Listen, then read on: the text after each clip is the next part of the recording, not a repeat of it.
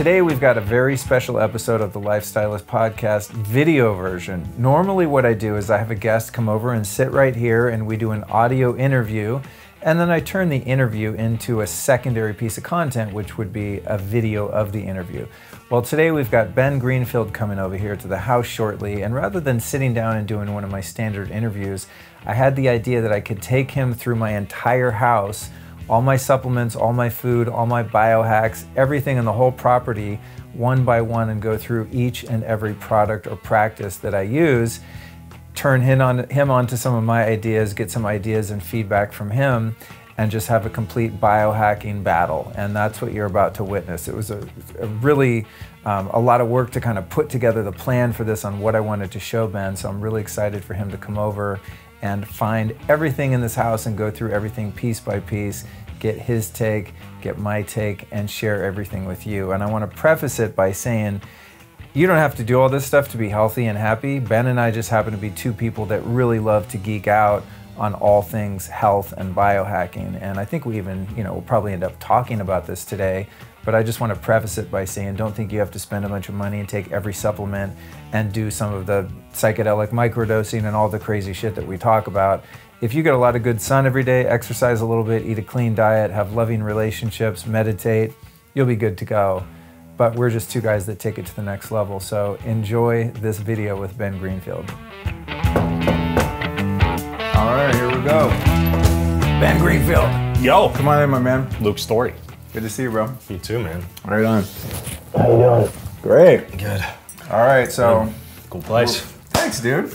So we're going for a full-on biohacking tour here today. That's Cookie. Hi, Cookie. So we'll do a bunch of geek out, and then we'll record a podcast. All right. We'll go through the supplements, all the things, see what you're into, see what I'm into. Just don't kill me. We'll see. We'll do our best. Okay. If nobody throws up by the end of the day, we've won. And and then we'll record a show. Great. Sweet. Great. Not throwing up sounds like a horrible day. Yeah. I always like a little purging. A little purging here and there. No Cambo. Yeah, no Cambo, no ayahuasca. Jeez. What kind of day is it going to be? What I want to do, Ben, is show you some of the shit I'm working with here. Okay. See if you see that I'm missing anything. Okay. And maybe even turn, which is unlikely, which you're about to see. And then I might turn you on to some shit too that you don't know Great. yet. Awesome. Because I imagine like your kitchen is much the same way. I don't know my way around my kitchen very well. My wife is the queen of the kitchen. This is my food. 3 packs of beef jerky, some stale almonds, some deuterium depleted water. That's all your food? Yeah, I'm not a big food guy. I have a bunch of tuna and salmon and sardines. Yeah. And then the rest is really this. I mean, this is it. I mean, I eat, you know what I'm saying, but I just usually... Well, how do you get food? I cook up some fish or some grass-fed beef, and I also order pre-made paleo meals from... Oh, okay, so you're getting your food. Yeah, they deliver basically it, kind of outsourced. They deliver it, and then I just heat it up. That works. It's called model meals. That works for you. Yeah. So, very bachelor like you.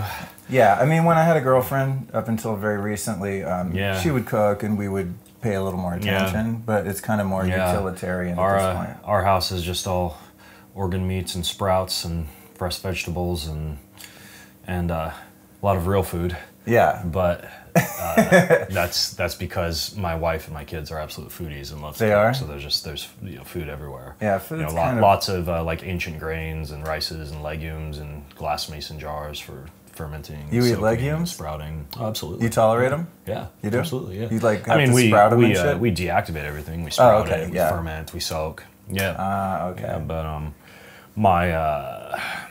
my own personal diet of late has been more kind of focused on organ meats and wild-caught fish and meat to a certain extent, and then a lot of like underground storage organs like sweet potatoes and yams and some squash, some pumpkin, which is technically not an underground storage organ. But so you're eating like a Northern European. Yeah, it's a very kind of Northern European, a little bit of raw honey, a cup of coffee, glass of wine, but it's very simple when I'm at home. Yeah. And then when I travel, I'll admit. Like, I'll drop into Erewhon and buy some kind of a Spend $400 for raw lunch. blueberry cheesecake for $40 and have some buffalo cauliflower. I gotta stay out of that store, dude. Yeah. So what are we looking at here? Okay, all the so I'm things. gonna run you through a couple things. The first thing that I'm really excited about is I just met a guy, and because we're on video, it'll have to remain unnamed, but he makes a microdose psilocybin tincture. He grows them himself, and they're the albino something strain, similar in strength to like a penis envy mushroom. Yeah. Well, they say the more psilocybin mushroom looks like a penis, the more efficacious it is. I don't know if there's anything to be said for that, but I do know the large amount of the psilocybin and the alkaloids are concentrated in the head. So this is not what it says on it. It's psilocybin. Well, it has lion's mane, reishi, cordyceps, and niacin in the perfect ratios for true microdosing. So one dropper of this is 1/10 of a gram. So it's 100 But there's milligrams. also psilocybin in this. Yeah, it's 100 milligrams of psilocybin. So it's almost like the Paul Stamets stack it's with exactly the lion's that mane. with some other stuff in there. And Very cool. And it's absolutely perfectly measured, which is cool because I've always found it difficult. I mean, I'll have mushrooms around and I'm like really paranoid to trip when I don't want to. So yeah, homeboy figured it out. This is only like a few days I got this. That's really cool. Is this like a local LA guy or? He's a bit of a vagabond, you know, because it's a little bit under. And is this his company? Yeah, that's don't written say on the here. name. I'm not. I'm I being can careful. introduce you to him. And you guys it's watching, very I'm interesting. so I mean, sorry that I can't introduce you. I kind of blend up my own mixes at home using like the Four Sigmatic lion's mane, and I've got a guy in Florida who grows some really nice penis envy psilocybin that'll mix with that and use every 3 or 4 days. Right. And often I will use a little bit of niacin with that too, but that's a cool idea. Just Isn't kind that of a great? done-for-you blend. Yeah, dude. As psilocybin grows in legality, these kind of things will become increasingly totally. common. That's what he's kind of banking on. That's why it's like a little low-key right now. Yeah. Then he also makes capsules with the same formula that are a little bit stronger. So if you wanted to like feel a little bit of it, but I take one of these and I feel nootropic. If I take 2, I'm nootropic and a little happy, but able to drive and like totally be normal. You know? It's a great idea. I love that. It's cool, right? Yeah. Then the other thing, I don't know if you've gotten into, this is not the thing that it came in, but it's Unlabeled Deprenil. black bottle. You ever mess with Deprenil?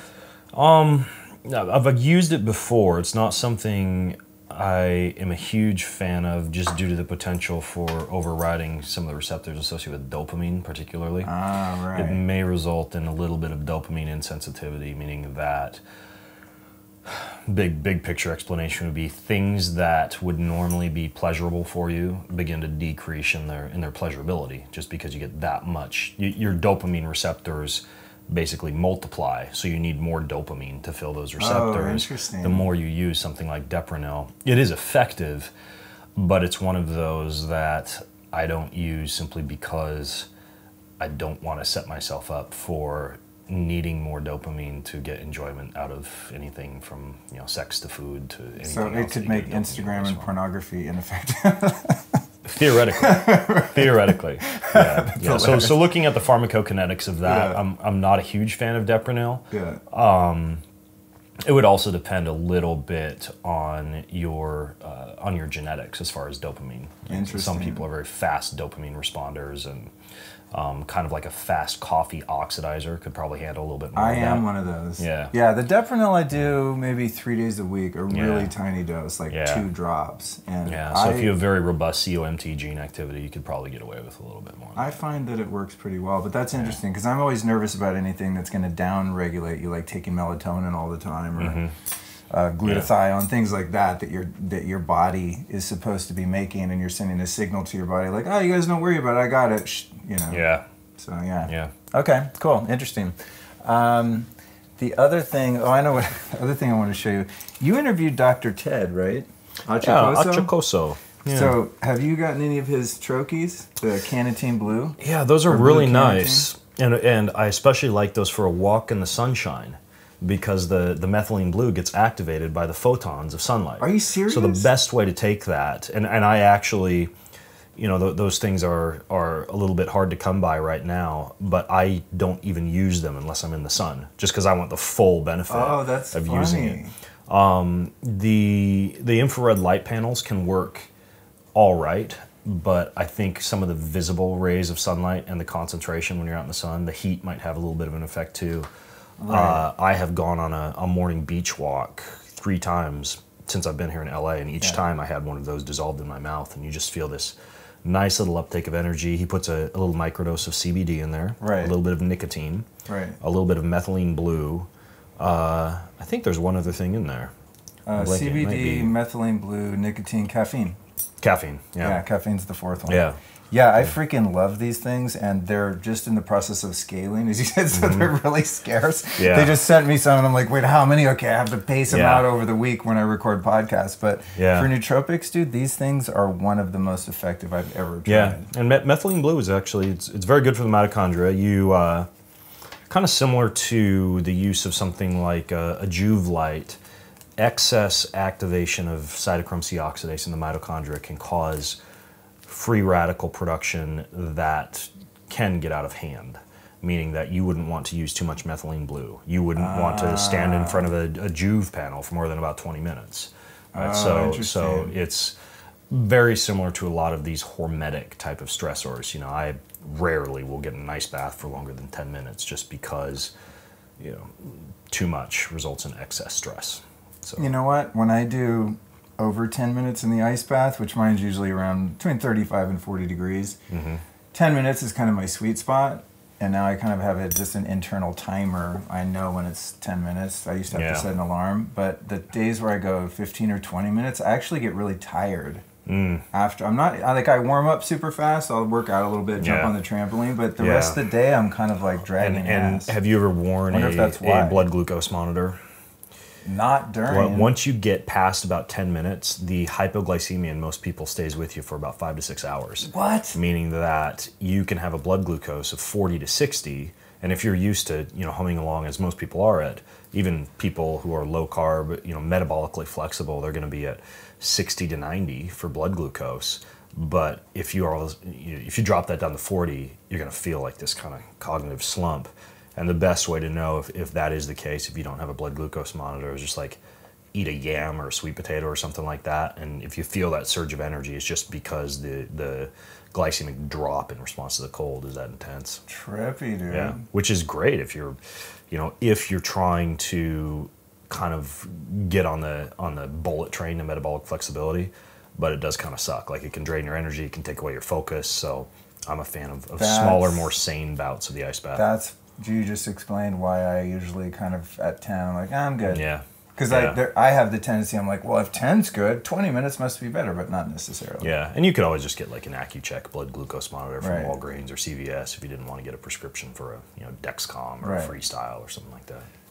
Interesting about the methylene blue, not wanting to do it too much, because I got this powdered extract. Yeah. And important, by the way, for the listeners and the viewers to know that it needs to be pharmaceutical grade methylene blue. Right. Yeah, because there's like dyes and shit on Amazon. I got this off a reputable site. But what's crazy about it is it's so concentrated. Like a match head of this will turn a huge glass of water dark blue. Like, so it's difficult to dose. Yeah. So I basically made myself turn your pee green as the yellow interacts with the blue in your pee. And it's green fucking pee. Crazy. So so if you have methylene blue and a nice beet goat cheese salad, you can poop red and pee green. As a true biohacker. All right, next thing that you turned me on to, which I'm really loving, is the Visolutin peptides for your eyes. Yeah. So I think I emailed you about something and you were like, try this one. The data on it's SKQ1, I believe, is the actual molecule. That's the active ingredient in that. And visomycin is something that's been shown to reverse retinal damage in rodent models. And they've done studies in humans and shown improvement in vision. And I think it was a Russian study where they actually got rid of blindness in rodent models. Like they reversed blindness using these visomycin drops. I've never used, my vision is fine, but seeing the data in it, and I actually have a whole section on SKQs in my new book. It's pretty compelling if you have eye issues. Like you do some visomycin and get like the Z Health Vision Gym, which is kind of like a new systematized version of the Bates method of like muscle exercises for your eyes. Cool. Convergence, divergence. You get these little panels like the 3D posters at the mall that you stare at and try to see the image, the Statue of Liberty or what have you. Well, these are similar. It's like home-based eye muscle exercises. Oh, I gotta get and the reason they're not popular is human psychology, right? It's so much easier to just put on a set of glasses or some contacts instead of retraining your eye musculature. But the people who actually do this, probably the most notable guy who has talked about his experience with it pretty comprehensively is Vishen Lakhani of Mind Valley. Oh, really? If you look up Vishen and his experience with the BASE method and convergence, divergence exercises for the eyes to retrain the eyes, he got himself off glasses using that method. Oh, I'm on it because my vision's decent, but it does get a little blurry distance, and I find wearing glasses so annoying. So I pretty much only wear them when I drive at night or going to the movies or something like that. Yeah. But yeah, I'm gonna keep on the protocol. Okay, next thing is oxytocin. Oh, and by the way, I would say for people who might be listening, because I'm sure some people are very interested in that, I have, again, because I haven't purchased that supplement, the Visolutin. Where did you get that? Visolutin was kind of hard to find, and I think you told me about some eye drops too. Yeah, the Visomycin eye drops are the ones I found, but I've never seen this before. And they were both kind of hard to find. And I'll put the links in the show notes and because I have them bookmarked. Oral or topical? These ones are oral. Okay. But then there's the drops that you actually take in your eyes. And those are the ones that the actual research was done on, were the drops. And I'm unfamiliar with the difference between the oral and the drops. In terms the combination of between the two efficacy is helping a lot without even doing any eye exercises. So cool. Yeah, so I'm hopeful about being able to get rid of glasses. I love science. I do too. Well, that's why I was like, I love going through this stuff with you because you actually remember the data. I read, and I'm like, okay, is this legit? I search around for the best source and all that. But then I sort of just get rid of that data once I've determined that it's legitimate, and I don't remember. That's probably good for you because you keep a clear head for other creative ventures. Right. Or almost like Sherlock Holmes, right? He forgets facts so he can focus on sleuthing. I mean, it's really that way because I only, I don't want to use up hard drive space with data that I don't need once I've learned enough to know that I want to try something. It's reasonable. But that's where guys like you come in. Next thing is oxytocin. You ever mess with these? I have used oxytocin and do use oxytocin, particularly for sex, but always a nasal spray. Yeah. Like these guys? Yeah, not that one, but I have a physician compound it with ketamine for me. Oh, yeah. Nice. Yeah. So but I've never. Is this like an oxytocin troche? It is, yeah. I think I might have one actually. All sorts of new things for people well, to look into. Now, are we going? Are we going? Sure. Are we going to put resources for people like on our respective show notes wherever this stuff appears? I have links to almost all this stuff, at least the stuff that's legal. So, for those of you unfamiliar with oxytocin, the hormone that you'd release in response to, well, I suppose I should say a baby would release in response to breastfeeding, unless you're an adult breastfeeder. Or hand-holding, hugging, sex, physical contact, you get this release of oxytocin. It's a feel-good trust hormone. It also has a little bit of an anti-inflammatory effect, particularly in neural tissue, and it makes you feel good. It kind of makes the appetite, or the not the appetite, but just the mood overall a little bit more agreeable. Enhances touch, which is why it's nice for sex. Not something you'd want to take before like a really hard day of work where you're negotiating. You wouldn't want to take it before you go to purchase a car, for example, where you turn need to make into a deal. A pushover. You do like it. Yeah, like I'm not joking. Like you actually get more trustworthy. So in about 15 minutes, I'll be highly gullible and just believe and trust in anything that Luke tells me about his supplements here. That's where we get on the experimental biohacks. Japan. Oh, that was interesting. Okay. Gotta love those international calls. Disturb. Okay, so yeah, the oxytocin, what I find it's useful for is if I have an amygdala like trauma loop kind of thing happening where I get triggered by something and I'm like, I get super on edge. Like if I'm on the verge of getting super annoyed or angry or like having a more acute situation of anxiety. Picture like the IRS knocking on your door or, you know, fight with the girlfriend, something that you're like, ugh! And you kind of, you know, get in that fight or flight. The oxytocin has a way of kind of rounding out sharp emotions. Not that you can bypass them. Obviously, there's something going on. You have to deal with it on a psychological and spiritual level. But it does seem to kind of like relax me a little bit if I'm having a moment where I kind of freak out. Yeah. So cool. I'm into it. There will be no freak out moments today. No. Next one is something that could put someone in a mental institution for their entire life if they drank that. And this is, again, a very specifically measured LSD. I think it's called... I was going to guess it was LSD. I think it's called Pink Cloud or something. Pink something. Anyway, it's a pharmaceutical, super, super pure LSD. And it's in ethanol. And it's measured so that one little drop is 1/20th of a hit of acid. So about 5 micrograms? I think it is that, yes. Yeah. And as long as you only get the one drop, you're only getting the nootropic effect and no psychoactive effect that's discernible in any way. Yeah. Which took me a long time to procure because it's not the type of thing that I would like want to get from someone that wasn't reputable and didn't know the chemist that made it and all of that stuff. Obviously, on camera I can't see where it came from. But well, for the longest time, and by the way, LSD is amazing for a day in which you need to solve problems. Right? Analytical and creative thinking merge when you use it. For the longest time, Lysergy, if you happen to have cryptocurrency or Bitcoin, was the best place to buy these lysergamides, like LSD analogs. You can get LSDP on that site. You can, right? but that site no longer exists. Are you serious? So there are other because of guys there are like me other talking about it. not for human consumption websites where you can purchase these lysergamides. You can also purchase in a very similar fashion to how you can get LSD or variants of it, like PLSD, which works very similarly. PLSD, that's what Dr. Ted was telling me about. Yeah, you can also get from a lot of these websites 4-ACO-DMT. And 4-ACO-DMT is extremely similar to psilocybin, but it's standardized dosage. You don't have to mess around, figure out how much is in the stalk, how much is in the head. The reaction to it is almost identical to that of psilocybin, and it's very similar. You can mix it up, you can microdose, you can mix it with lion's mane, etc. It works almost exactly the same as psilocybin.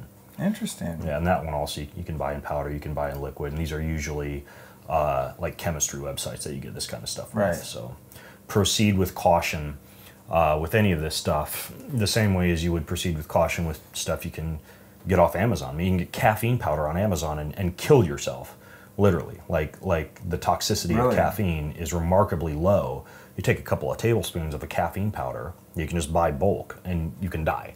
So, holy crap. I mean, anything can be dangerous. So you just reminded me of something. Let me see if I have this thing in here.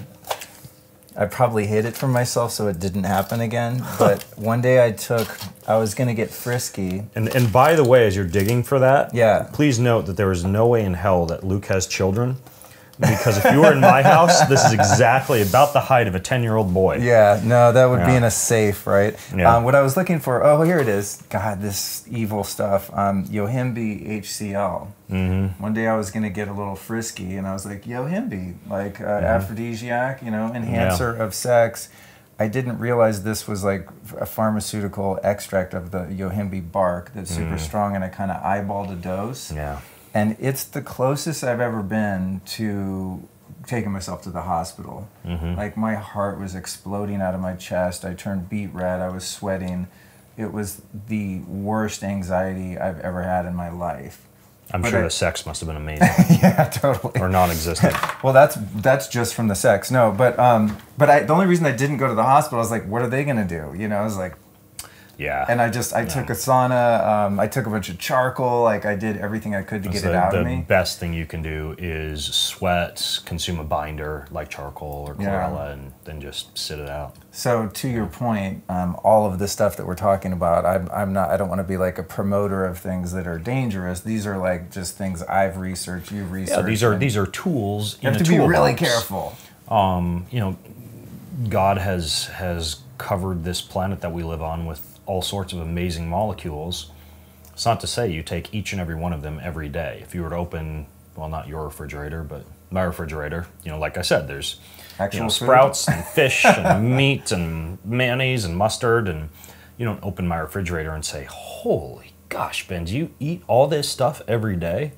No, if I'm gonna have an Italian meal, I'm having the rosemary and the thyme and maybe some lamb meatballs and, you know, a little bit of like a millet pasta or a zucchini spiralized pasta or something like that, and some extra virgin olive oil, right? And so everything is used at a certain time in a certain place with wisdom and precise dosages. So I think a lot of people see things like this, you know, a video like this, and want to do it all the things. Yeah. And you need to educate yourself and learn over time what works for you, and then use things for specific circumstances. LSD if you have a very analytical and creative thinking day. Something like psilocybin for maybe a nature hike or a hunt or some plant foraging. Something like the oxytocin for sex, or a sane dose of yohimbe, you know. And so, yeah, it's just like cooking, right? You put in a little bit of this, a little bit of that when the time calls for it, but you don't open up the spice cabinet and dump every spice into the pot. Right. Yeah. Thank you for that. I always like to give a little disclaimer because I don't be responsible for anyone doing crazy shit. All right, so some of the stuff then is key on lean. That's the best thing you have in there. Some of the things are just standard, but the key on lean, I really liked the idea of this because at night, I wouldn't say I'm like full ketosis all the time during the day, but I just generally avoid carbs. But at night, I want to have some wild blueberries or, I don't know, you know, some gluten-free crackers or something from time to time. And from what I understand, this stuff helps you kind of get away with carbs. So explain this to me and the people at home. It just assists with healthy blood sugar management. So, you know, I, as the founder of that company, you know, if you were holding up anything else, I could speak with far more. I picked the one product liberal where you're verbiage, like, but it works. But I have learned from a legal standpoint, I can say that supports healthy blood sugar management. Oh, right. The idea being that if you were to eat carbs and you didn't want them to spike your blood glucose, the active ingredients of that, bitter melon extract and rock lotus, can assist with that. And what I like that for also, if you're not going to have it before like an evening carb refeed, like if you're doing a cyclic keto thing and you want to get back into ketosis faster after you've topped off your carbohydrate stores at the end of the day because you're going to hit the gym the next morning and you want to make sure you can go glycolytic in the gym. You can also use it for something that we were talking about earlier, like the cold. Right? You can actually enhance the drop in blood glucose and the shift of white adipose tissue to brown fat, particularly with the bitter melon extract. So it's a very good supplement for cold thermogenesis as well. So I have a lot of people pop 2 of those and then a cup of coffee, because the caffeine from the coffee will enhance the fatty acid utilization before they go do the cold. You know, typically, you know, for somebody who I'm trying to help lose weight, they'll wake up, they'll do a cup of coffee or any other source of caffeine like green tea, 2 key on lean, 20 to 30 minutes of aerobic fasted cardio, and then finish that with about 2 to 5 minutes of cold. That's a very good strategy for staying lean. Good, because I want to be more lean. That's good to know. I was going to say something, but you said it. Next thing is peptides. So this is my new morning routine right here. Now, I'm out of what I'm normally doing, which I learned about from you, is the BPC 157. And I have some issues with my shoulder and just random spots that hurt. And so at first I was just doing it subcutaneous, just like in my belly fat, just thinking, well, it's just going to go everywhere. Then I started doing them like where I had like tendon inflammation in my elbow. But then I heard that if you do subcutaneous, even at the site of an injury, that your bloodstream just picks it up and it just goes everywhere, anywhere, so it doesn't really get in there. But then I started doing it right into the muscle right here that's inflamed, or who knows what it is, like right into it, and it's helped a lot, the BPC 157. What do you think about If you speak with a peptides manufacturer, like tailor-made compounding is where I get a lot of my peptides, because they use amino acid sequencers that allow them to create a very clean peptide. Right? No amino acid sequences that are not the peptide that it says it has in there. They will tell you peptides work systemically. You could inject an anti-inflammatory like BPC 157 into adipose tissue, like 2 inches to the left or right of your belly button, and get the effects in your knee or on tennis elbow. Right. That being said, if you go to any good like regenerative medicine physician, for example, a good example would be Dr. Matthew Cook in San Jose.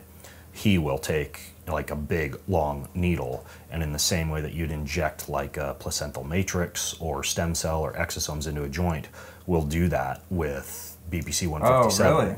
Yeah, at the same time, like he'll do a full-on like systemic IV of things like BPC 157 and then a very similar peptide, TB 500 as well. Oh, yeah. So I think, based on personal experience and speaking with some of these docs who are kind of on the cutting edge, that as close as you can get it to the site of injury, the better. Although the lion's share of folks you talk to about peptides will say, put it anywhere, it's going to systemically work. Right. That's kind of the conflicting information I'm getting. And until I subjectively had the experience of putting it right in the shoulder muscle and having it get better, that's kind of what I thought too. Yeah, I go, for example, I recently had a toe issue. The last Spartan race I did, this toe, it's not that, you can see it's still just a little bit bigger, that left toe, see this kind of bump right here? Yeah, yeah. So I was literally going, and I did this about 7 times, long insulin syringe right into there, like directly in it, and you just kind of, bite your tongue and inject it all in. But, I mean, the pain disappeared almost instantly. Really? After doing that a few times. With the BPC 157? With BPC 157. Yeah, so I didn't notice anything when doing it systemically, like up in the abs. So I really think there's something to be said for localized peptide delivery. I'm going to keep doing that. The only thing is I can't figure out how to get it into like a tendon right here. It's so fucking painful, dude. You start to put that needle in and it's like, ah! You just go to a happy place. It does kind of hurt. It's gnarly. The other one I've really been digging is the DSIP, deep sleep inducing peptide. Have you tried this one? I have, yeah. You take that about an hour before you go to bed, and that one you do inject, systemically. Yeah. Just because it's going to cross the blood-brain barrier. Have you noticed your deep sleep scores are higher when you do it? Yeah, but consider this. It's during REM sleep that your body shifts into a ketotic state, and that's where you increase your metabolic flexibility and your substrate utilization of fats. And that's also, and I know you're pretty familiar with deuterium-depleted water, it's during REM sleep that your body makes its own deuterium-depleted water. No shit. Oh. So if your only goal is to maximize deep sleep and you're sacrificing REM sleep, then arguably you're limiting some of the substrate utilization and some of the very beneficial deuterium-depleted water your body would normally create. So more deep sleep is good, but maximizing deep sleep at the cost of REM sleep is not necessarily a good thing. So you want to be careful. Like if you take DSIP and your deep sleep goes up to, let's say, 30%, which is not uncommon, but REM sleep drops to like 5%, then you need to be careful. Oh yeah, that hasn't been happening for me. Yeah. I haven't looked at the percentages lately, but I probably average an hour and a half of each, and then maybe sometimes with this peptide I might get up to 2 hours of deep, but I'm still getting my same hour and a half of REM. And the other issue with DSIP is the tachyphylactic response to it, meaning the tolerance to it and the need for increasing dosages sets in pretty quickly. So it's something to use sparingly, such as you've gone to a movie, you've had a ton of bright light at night, you get back, take 60 milligrams of melatonin and some DSIP, right? In a situation like that, when you need to just shove yourself into hacking those jet sleep lag cycles. or something like that. Yeah, something like that. Exactly. Yeah. Cool. And then the other one, which PT-141. I'm not familiar with PT-141. PT-141 is an aphrodisiac, sort of Viagra type peptide. However, I'm single at the moment, so I don't want to wake up with a sore arm, so I'm not taking it. But when I was dating, I tried it a few times, but it works, but it's so hard to time. It's so random. So you think like, okay, it's 7 o'clock.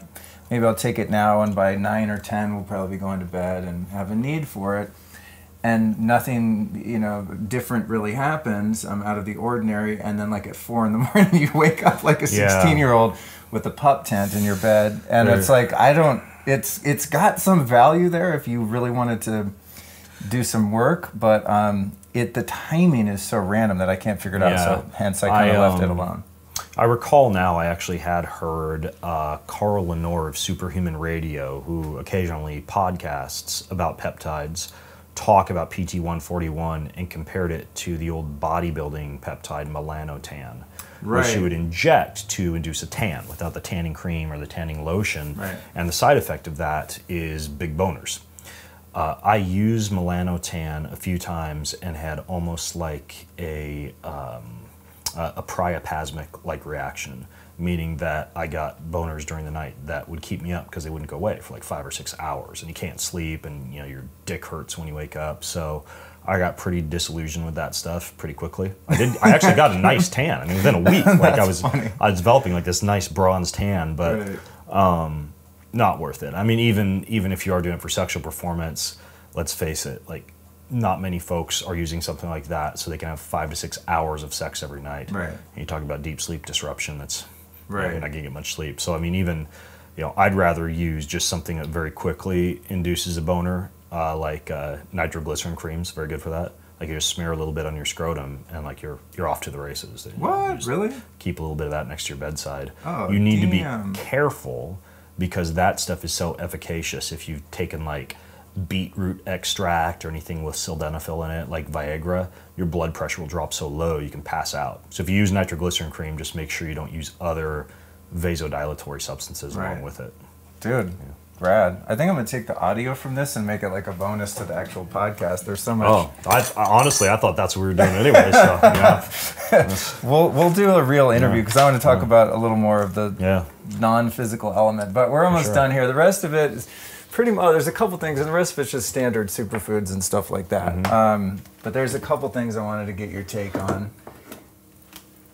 One is pine pollen. Speaking of testosterone and sexual performance, this is Daniel Vitalis' company, Thrival. Yeah, he's got I've been on this stuff for years, and there's enough research to indicate that it is going to help your testosterone levels, but subjectively, it's very good for performance. Yeah, it is. It's the way that trees reproduce. You go and find a pine cone, you get the pollen out, and I mean you can harvest that stuff yourself if you live in a forested area. Although getting it from through Thrival is probably easier. I've used it.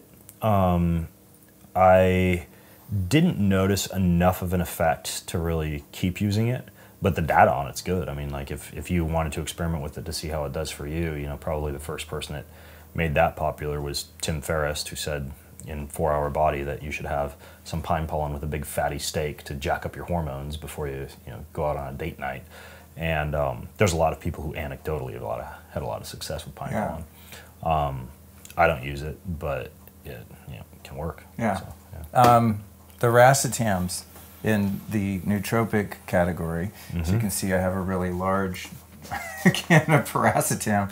This shit, the rest of the racetams, I don't really notice anything, but paracetam, which is probably arguably the most mild of them all, a heaping teaspoon or even a tablespoon of this before I have to speak on stage or record a podcast is my verbal acuity and ability to articulate and like word recall is off the charts. Yeah, and I'll tell you how to put paracetam on steroids and amplify that effect in a very clean manner. Listening. Initially, the way to do it was to take some of that stuff from Neurohacker Collective, Qualia Mind or Qualia Focus, and co-administer that with the paracetam. But now there are 2 peptides that work extremely well with paracetam. One peptide is a topical. You smear it on either side of your neck, like right around the carotid artery. It's called dihexa. And you take that at the same time as paracetam, and then also an intranasal peptide called cerebrolysine. It's also known as C-Max. So you do a couple sprays nasally of the C-Max, you smear some of the Biohacks on either side of your neck, you take some paracetam, and you could approximate it to the way that you would feel on like modafinil, with none of, so the problem with modafinil is it turns you into a little bit of a robot. Like you get extremely systematic, logical, type A, and it works as advertised. I mean, it will keep you up when you are sleep deprived extremely well. Like you still feel a little bit of sleep drive, but you don't fall asleep. Like and so it works very well if you know, I'll occasionally take modafinil if, for example, I'm flying Seattle to Tokyo, you know, getting into Tokyo at 10 p.m., you know, finally getting to my hotel, going to bed at midnight, and I got to be speaking on stage at a conference at 8 a.m. the next day, right? And so I know I'm going to be jet lagged on 3 hours of sleep. That's the time when I'll take modafinil. Me too. And even then, I'll take like half a tablet. Oh yeah, I've never taken more than a half. A quarter to me is like. Yeah. It's interesting you describe it that way with modafinil, and I agree. It's like it's kind of an emergency, you know, thing that I use if I just don't get any sleep, or especially for traveling. But it's like it's not very good for being around people. Like when I'm when I'm on modafinil and I'm on my computer and someone talks to me, I get really irritated. Like I can't have my focus broken. It makes your focus so good that it's hard to kind of.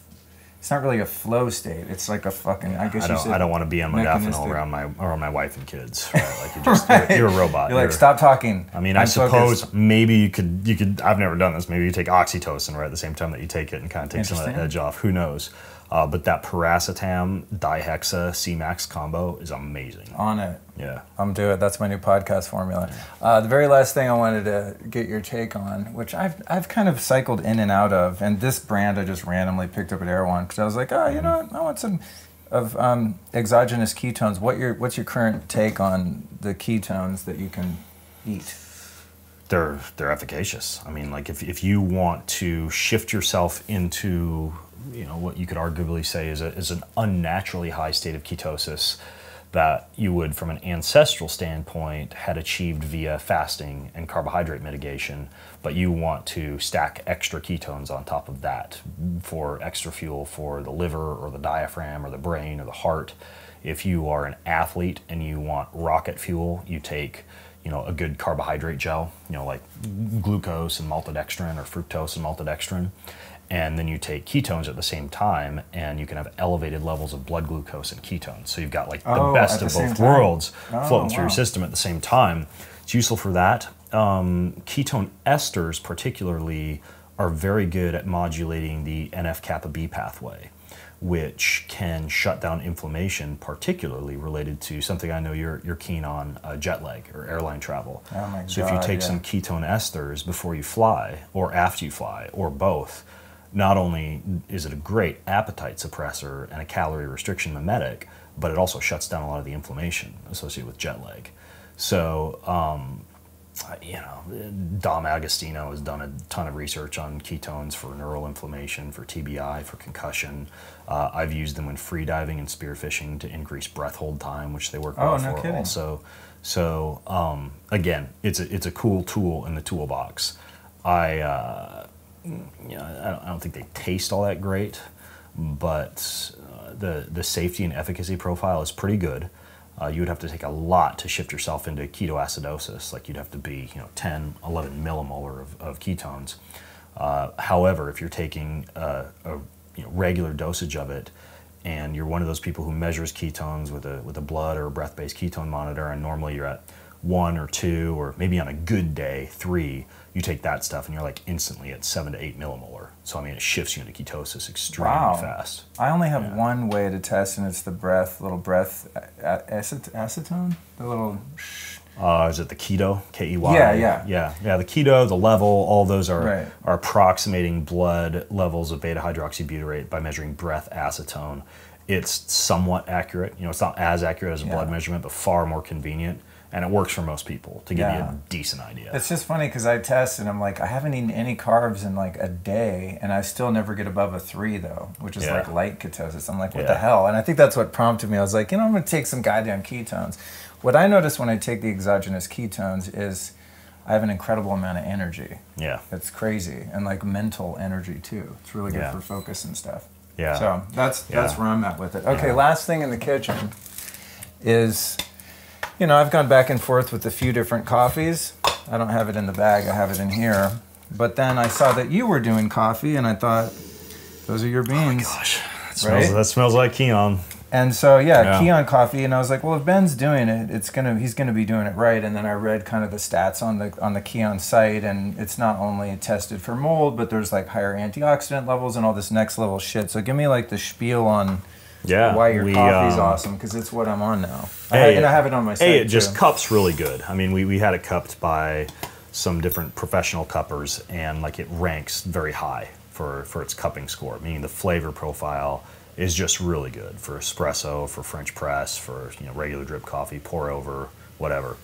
The beans are hand selected for symmetry, so there's not a lot of chipped beans, meaning that the roasting is very even, and that contributes to that flavor profile being so good. Oh, trippy. It's all single origin. Only 3% of the coffees in the world are organic, and this is organic. I think the batch right now is Guatemala and Costa Rica for the beans, and then we package it using like a nitrogen flushing type of packaging, so it's extremely fresh. There's always a roast date on it. Don't keep it in your freezer like a lot of people do. Like, keep it room temp. As soon as you get the bag, these type of containers you have that where you push down and you get all the air out of it. I like the one Coffee Gator has a good container I use for that. Just sucks all the air out of the coffee. And it's organic, very symmetrical bean. We tested it against 43 other brands of coffee, and it ranked the highest in terms of antioxidants, and I think there was one other coffee that had a slightly higher score on antioxidants, and then the mold and mycotoxin profile is basically non-existent, which for me is the biggest thing. Like, I don't want mold or mycotoxins in coffee. God, yeah. And so there are a lot of coffee companies that are organic or have high antioxidant or cup really well or have low mold and mycotoxins, or are from farms where it's sustainably sourced and ethically grown. But Keon ticks all of those boxes, which I don't think many other coffees do. So, I'm stoked. I love it. Last thing on the coffee is, I think I heard you talking about how the oils in the coffee get oxidized if you grind it and let it sit there, so that you always recommend grinding the coffee, which is what I do, right before you make it, and doing grind a French it right press. before you so make if you're it. buying like Exactly. bags of coffee that are already ground, those oils are oxidized. Is that true? Exactly. And I mean, it's you cut open an apple and eat it 5 hours later, it's just not as good. It oxidizes, it's brown, it changes the flavor profile, so you want a fresh grind.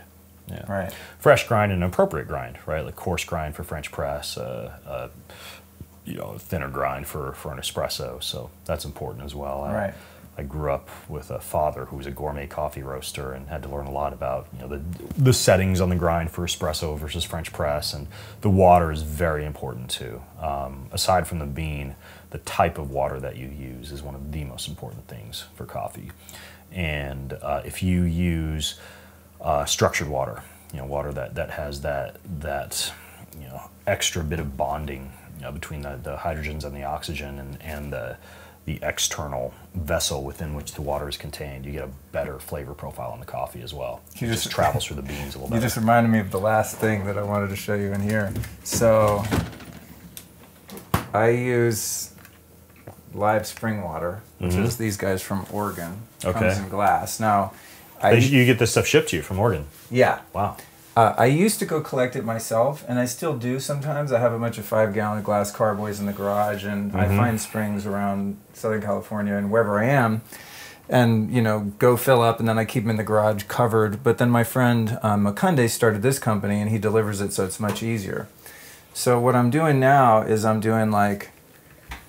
on another deuterium depleted water thing, so I'll mix this. This is 65 parts per million, so I'll mix half this and half this spring water. This spring water. So you're dropping the deuterium content of the spring water. Yeah, and the spring water is 139, which is really low. Most of your average municipal water is going to be close to ocean water, 150, 155. So this is already low deuterium water in itself, but it's not technically depleted. So I dilute that by about half.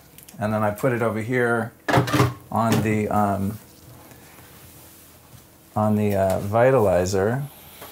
Okay, so you're spiralizing it to structure it. Yeah. Oh, then you got an infrared. Might be hard for the camera back here, but you got infrared going. So this is, which is great. You could use sunlight too if you needed to. So that's structuring that water. Amazing, and this is based off of Gerald Pollack's research at the University of Washington. He's shown that the water structures more efficiently when exposed to infrared light.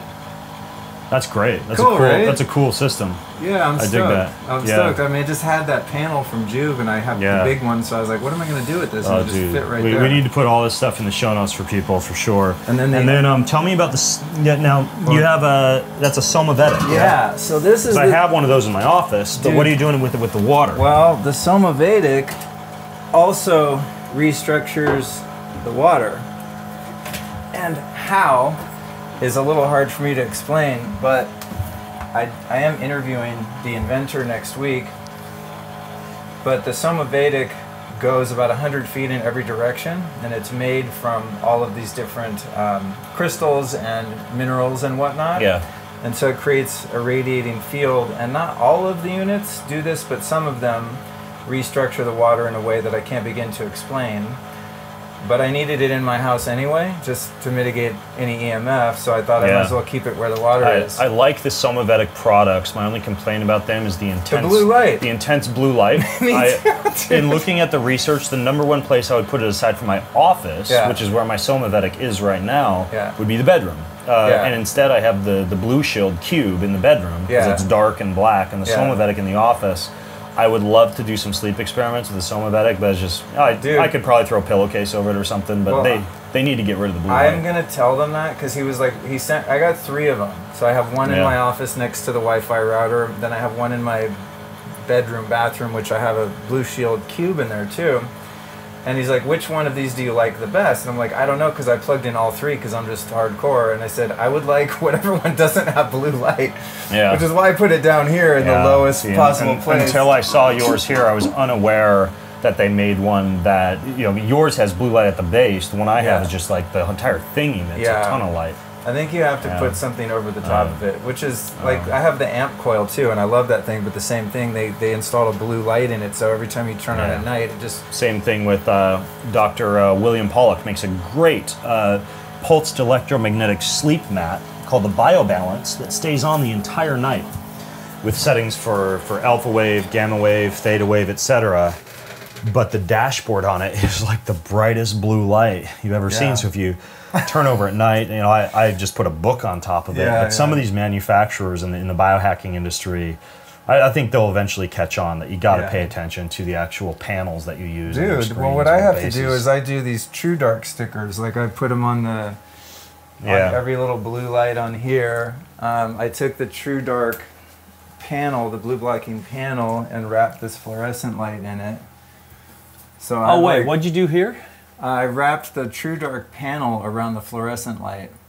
So this is your oven light. Yeah. So if you're cooking at night, that's a good idea, because I have one of these overheads in the kitchen. I did the fridge too. Huh. I put the True Dark panels in the fridge over the little blue LEDs. Oh, such a good idea. Yeah. I'm gonna need to do that.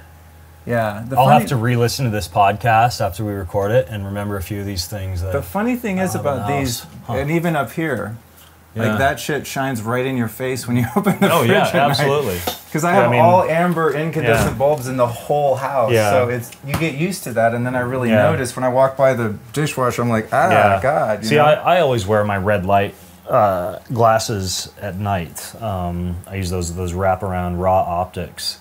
Yeah. But I would like to do this because my wife and kids rarely put on their glasses. Yeah. Right? They all have glasses, but they just rarely put them on. So I'd like to do this in the kitchen and the refrigerator just to make it easier on them, so I don't have to tell them to put on. I don't tell them to put on glasses, but even those friendly nudges. Wear your glasses. There's a fine line between being like controlling and codependent and just caring about someone and knowing when you know the science on this stuff. It's hard to not like go. It's little things like my kids love like the decorations in the room, and so they have Christmas lights everywhere. And I finally replaced all their Christmas lights with incandescent. Right, but sometimes you need to find little little fixes like that so they can kind of have their cake and eat it too. Yeah. And they don't know the difference between the Christmas lights that are incandescent or the regular ones, but I feel they're going to have better less about headaches, less flicker. Exactly. So yeah, the True Dark stickers are a game changer. Yeah. All right, dude, that's it for the kitchen. Okay. Yeah, I guess the one thing I should say, because, you know, again, we just talked about a shit ton of stuff, and I think sometimes people just like they tune out because they're like, I can't do all this shit. These guys are crazy. Find the things that work for you. Like if you just like, if happiness and simplicity is what you need in your life, then maybe you don't want the LSD and the modafinil and the yohimbe, but you're just going to do one thing. Like you're going to say, okay, I want a little bit more energy during the day. I'm going to try some ketone esters this month and just see how they work. Like you don't have to, you know, drop 2K and buy everything that we were just talking about. And I really want to encourage people that it's okay to not take the all or nothing approach. It's okay to just try a couple of things, see what agrees with you. And what's happened for me is that there are just a few things that I use on a regular basis. You know, like I take organ meat capsules now on a regular basis because they really agree with me. Oh yeah, what do you think of these guys right here, speaking of that? Huge fan. These ancestral supplements. Yeah, them, Paleo Valley. Like, there's a few good companies now that make organ meats. Like, I've been on a kick, especially when I travel, because I feel remarkably healthier when I travel. And granted, it's a lot of pills, but I take adrenal, heart, liver, thyroid, lung, and brain from ancestral supplements, and that's just my mix when I travel. Because when I'm at home, like I said, I've got organ meats in the fridge, typically from U.S. Wellness Meats, like the Braunschweiger and the head cheese. I bow hunt, so I've usually got a little bit of extra organ meat from whatever animal I've hunted. But when I travel, I don't have, you know, a little cooler full of liver with me. So I take the organ meats. There are maybe like 7 other supplements I use on a regular basis: just fish oil, creatine, a couple of those nootropics we talked about, some peptides, and you know, and then everything else is just kind of occasionally when the time arises. Like I talked about LSD, for example, on a very creative and analytical thinking day, where maybe I'm, you know, meeting with my team at Keon for the day, and we're coming up with all our new ideas for supplements, or you know, what we want to do that quarter. That's a day where I want to be creative and analytical. So that'd be like a microdose of LSD type of day. But ultimately, the takeaway message I would say that's important for folks is just start small, pick a few things in each category, like sleep or brain or recovery. Have a couple of things that you can utilize via Better Living Through Science for those particular pain points, and then understand that you have a lot of time to kind of cycle through and try some other things, but don't get everything at once, because then you're just going to have this dizzying array of stuff that stresses you out and doesn't help you. I 100% agree. And if I could give my one recommendation, well, 2 actually. The number 1 thing would be get really good clean water, because that's basically what you're made of, and focus on anything that helps you sleep, like sleep and really great, hopefully, spring water. Yeah. That's the start. If you could take all this shit away, that's all I would keep, would be like really good water and whatever optimizes my sleep. Yeah. The only other thing I'd throw in there would be, well, they help with sleep as well, but I would just say really good light and then an earthing or grounding practice. Yeah. I forgot one thing, dude. Of course you did. Kratom.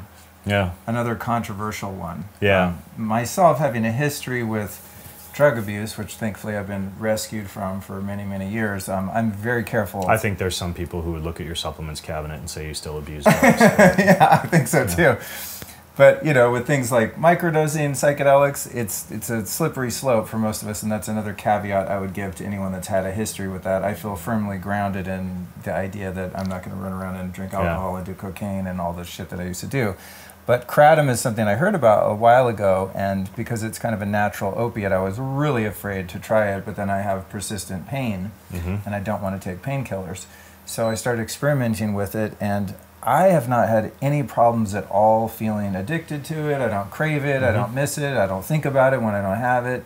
All of the hallmarks for me that show me that I'm addicted to something are completely absent. Yeah. Take it or leave it. And I know kind of my dose where I can take it and maybe relax if I want to chill at one point at night if it's been a long day or traveling, or if I do have some gnarly back pain or an injury. It really helps with that. But I have accidentally, like my former girlfriend one night made me some, and I don't know, she was more tolerant, and I got really nauseous, and I just had to lay down for like 3 hours. It was like a really horrible you kind of wobbly. Yeah, just like the worst part of an opiate experience with no euphoria, just super, because it does work sick. on those opioid receptors. Yeah, so you have to be really careful. But the other thing that I found that my stomach tolerates a lot more is the Kratom Extract, which is like a 50x boil down, essentially, of the leaf. And where do you get that? I'll put the link in the show notes and I'll share it with you. Cool. But I think it might be the place where I get my nootropics, like paracetam and stuff. You know, those sites get shut down all the time, so I can never remember the name because they always change. But this like crystalline extract, I mean, 1/4 of a gram or 1/2 a gram kills pain like you just took 8 ibuprofen. Yeah. And you can take it to the point where you don't feel high, but it does kill pain and also relax you. I think the difference between the extract and the raw powder is you have to take such a minute amount of the extract that it doesn't mess with your stomach or digestion at all. And it's a little more of a head high versus like a lethargic body high. Yeah. That's been my experience. But it's also something I think people should be really careful with. Yeah, it's got a little bit of a liver toxicity profile too, so you need to be a little bit careful if you have elevated liver enzymes, the same as you would want to be with kava, for example, is very similar as far as the alkaloid profile. I have used Kratom. I got into it for a while after I did a podcast with Chris Bell, who's the guy who kind of made the awareness of Kratom pretty mainstream. Oh, the Leaf of Faith documentary. Right. Yeah. And it's a very, very wonderful alternative to opioids, safer, less addictive. Certain strains, kind of like marijuana, can be uppers or downers, you know, so there are certain strains you can take for sleep. I believe it's, I forget it now, if it's the red or the green that you would take for sleep, and then the other one's more energizing. But the only Kratom I use now, occasionally, is because of the combination of the uplifting and the pain-killing effect. Pre-workout, for like a hard workout where I know I actually need to go to the pain cave, I have used the one that Chris Bell makes called Mind Bullet. They market it as a nootropic, and the dosage is 2. Before like a pretty hefty workout, I'll take 4 of those, and it seems to work pretty well. Oh, damn. I didn't know he got into the business. Yeah. Interesting. Yeah, it's a cool guy. I listened to that episode you did, actually. Yeah. Mind Bullet. Okay. Yeah. Yeah, so it's one thing I wanted to cover, and definitely one, like, beware, because a good friend of mine who I told about, I was like, and he's a former addict. I was like, not even an opiate addict, but just former other stuff addict. And I was like, be careful, dude. There's a potential for addiction. He's like, no, I'll be careful. Sure enough, he starts using it too many days a week and then runs out or decides to stop, and had 3 days of like somewhat mild opiate withdrawal symptoms, which would be restless legs, can't sleep, feeling kind of antsy and sweaty. I know that feeling. I experienced that in my former life. So I'm like, wow, if it could happen to him, it could happen to anyone. So that was a good warning for me to really be careful and not overdo it with frequency. But the same could be said for the Starbucks quad latte. That you stop that for a few days, and you feel pretty shitty too. Right. So, but like all plant medicines, it's about, I think, about intention, having a little discernment and some self-awareness and self-discipline so that you don't go off the deep end. Like you said, if you look at my supplement cabinet, you're like, wow, you're addicted. And I would say psychologically, definitely so. I'm always kind of taking things from the outside to change the inside, and that's just something that I'm aware of myself, but it's also something I find really fun, and it's like my hobby to play with the human body. You know, could I leave all this shit and still be happy and have a great life? Yeah, but it's like, why not? It's fun and interesting to do it. I do dig stuff like this where you're digging into, like, it's pretty rare that, well, I won't lie because it's expensive for me to do this, but I'll go to one of my clients' homes, literally just like fly to their city, go to their home, and just do a walk through everything, like the EMF, the refrigerator, the supplements cabinet, etc. And it's fun to geek out on this kind of stuff and just go into somebody's domain and just like fix shit or advise them on stuff, or this is really good, but here's a better alternative. So I think that you know, maybe for some people watching, cool business idea for you. If you really dig this stuff and you're certified and you love to study it, I think we need more people who are just well versed, who can do, like, you know, isn't there a TV show where people go into people's homes and you know, redesign the homes? Isn't that like a thing? Yeah. What's it called? Like a home makeover. Yeah, like a home makeover, except it's like a health makeover, right? You go to people's homes. So there's a business idea for some young, energetic person who's keen on this stuff. Just like start a business, go to people's homes, help them out with this kind of stuff. It's funny that you mentioned that, because when I first started the podcast, that was my original business model. I even made a name for it, the Bio Coach. Yeah. And my first client was Neil Strauss, who's a mutual friend. I mean, not client, I did it for free, but I was like, I want to see how this works. So I went to his house, and his was really fun because he had like all canola oil, MSG, like all the really gnarly stuff. And I walked out of there with 2 of those big Target bins to just throw in the dumpster. I mean, he was literally eating poison. Yeah. But he had just had his kid. I've stayed at his house before. I think I stayed there when, right after, maybe I shouldn't say names, a professional snowboarder had just left, and the fridge was full of Mountain Dew, right? So yeah. So sometimes you find shocking things in people's kitchens and homes, but you know, in their defense, I think a lot of people just don't know, or they have the supplements dialed in but don't know about the light, or they've got the light dialed in but don't know about the EMF. So I think there's a growing need for kind of like a service where, you know, you can go to people's homes and help them out with this kind of stuff. Right. So get to it, people. All right, we're officially done with the kitchen. Cool. Let's move on. Here we are in the bedroom zone, and we're going to talk about a couple of the sleep optimization techniques and various things going on up here. So the first thing is my most recent acquisition and practice, which is the Ozone Generator. Oh, yeah. And I can't name the brand because I got it from a private manufacturer who wants to remain unnamed, but there are legitimate places you can get them. My thought here was, I suspect that I have some systemic fungal infections, as most people do. At various times I've had fungus on my feet, which is an indication that there's probably something inside. So I started doing the rectal what's it called? Insufflation. Insufflation of the old, which I'm not going to demonstrate on camera. But then there's also, that's why you have this stuff. But then there's also something really interesting that I've been doing as well, which is ozone to the brain via the ears. That's pretty cool. Yeah. And then there's another one, ozone bagging for limbs. And so to work on the foot fungus, this goes your foot or arm or anything. This is for when people have like diabetic ulcers and crazy shit like that. But I'm like, have some pesky like foot fungus. It also works if you forgot to wear your sandals in the locker room. Yeah, exactly. Yeah. Foot goes in there, and you run like a low pressure ozone on your feet. Yeah. But this one is really cool because it's an airtight seal, and you put it on like half a liter of pressure, and then you start to feel it going inside your skull. And the idea there is getting rid of any systemic fungal infections that could have made it up into your head. Yeah. And one thing you can also do with this, and again, this is not sanctioned by any medical establishment, this is my own thing, so don't try this at home, kids. The other thing is sometimes I get sinus infections, less so now that I'm living clean. So what I'll do with that is I'll take a huge breath in, like, and then hang upside down and run the ozone pressure all through the sinuses. Which would be fantastic too if you have biofilm, you know, or mycotoxin-related illness in your sinus passages. And then you just got to make sure that you like. And so this unit that you have, it came with all these connections. Yeah. For that. Yeah. That's interesting. I mean, I've used rectal insufflation before, and you know, rectal or vaginal insufflation can be very effective for fungal issues and fungal overgrowth, but hadn't seen the earpiece before, or the ability to do it.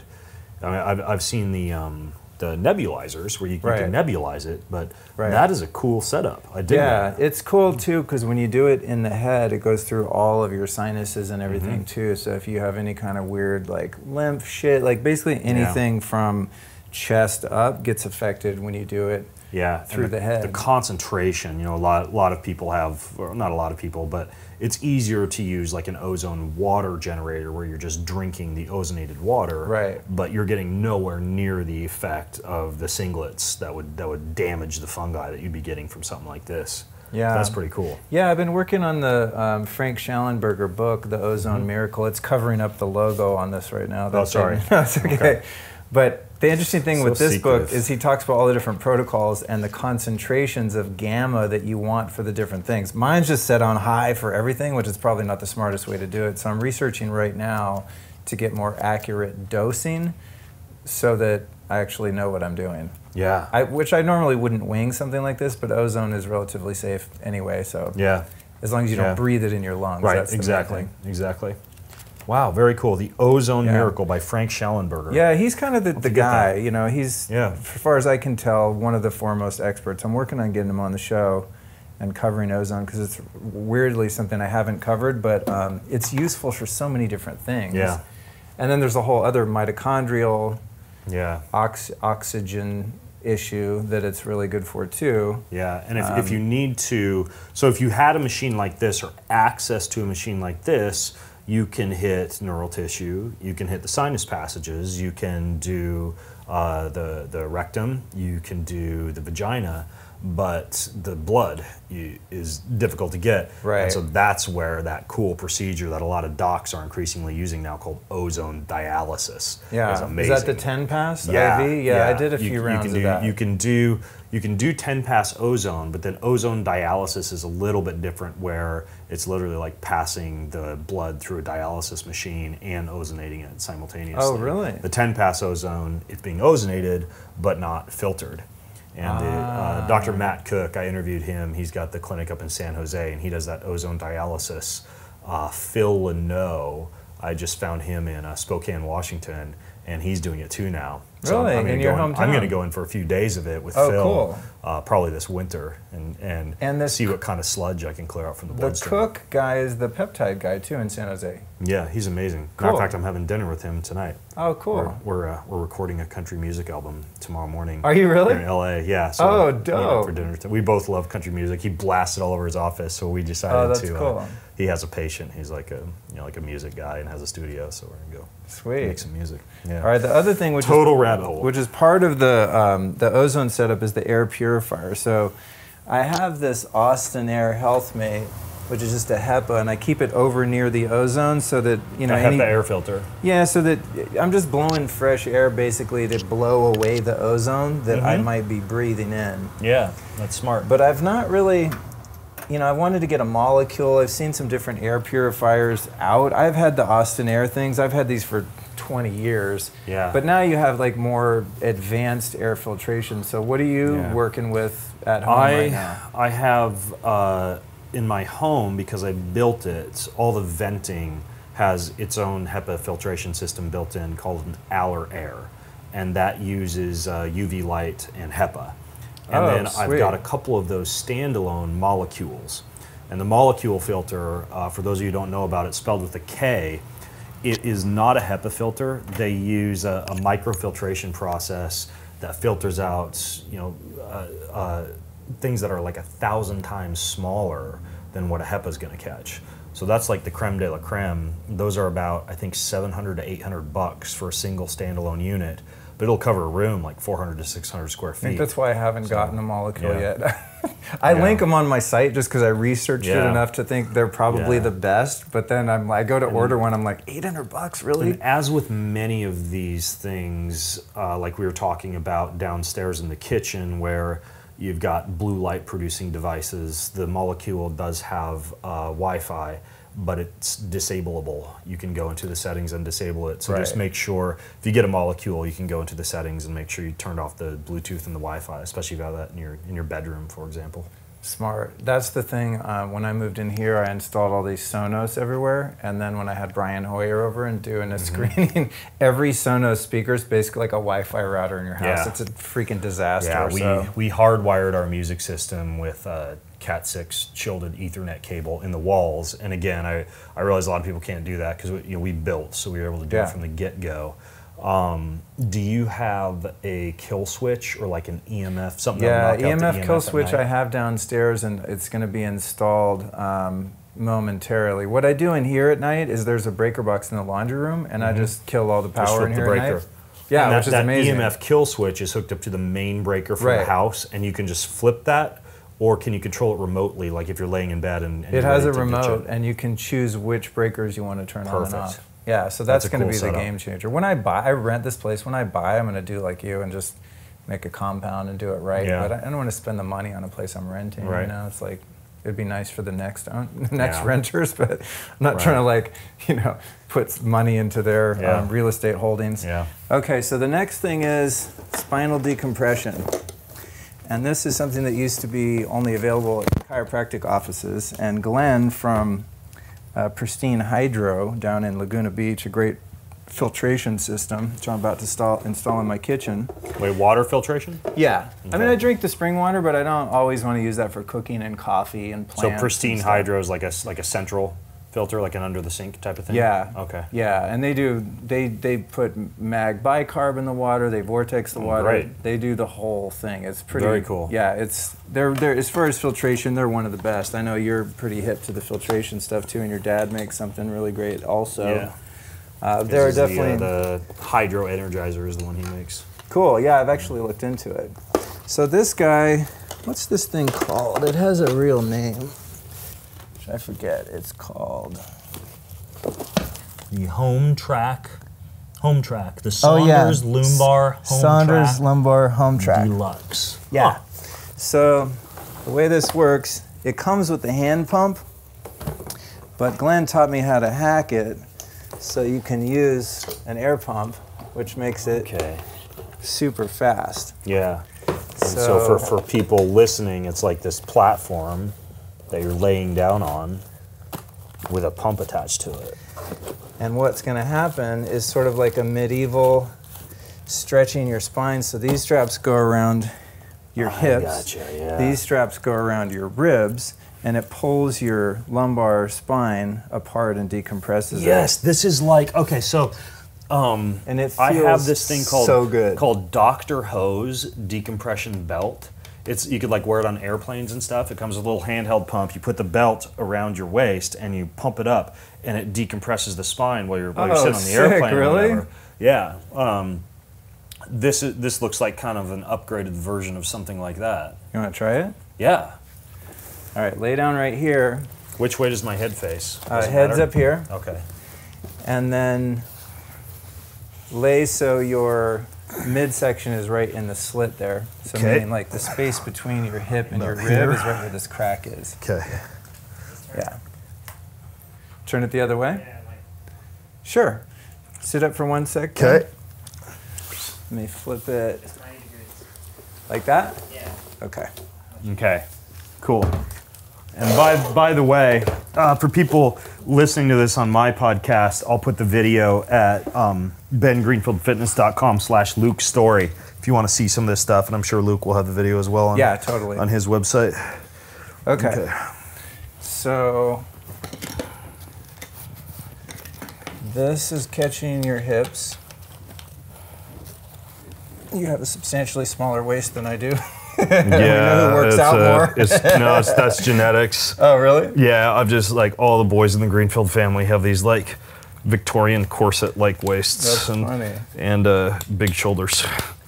It's we fit into the what do they call the Adonis ratio, quite well.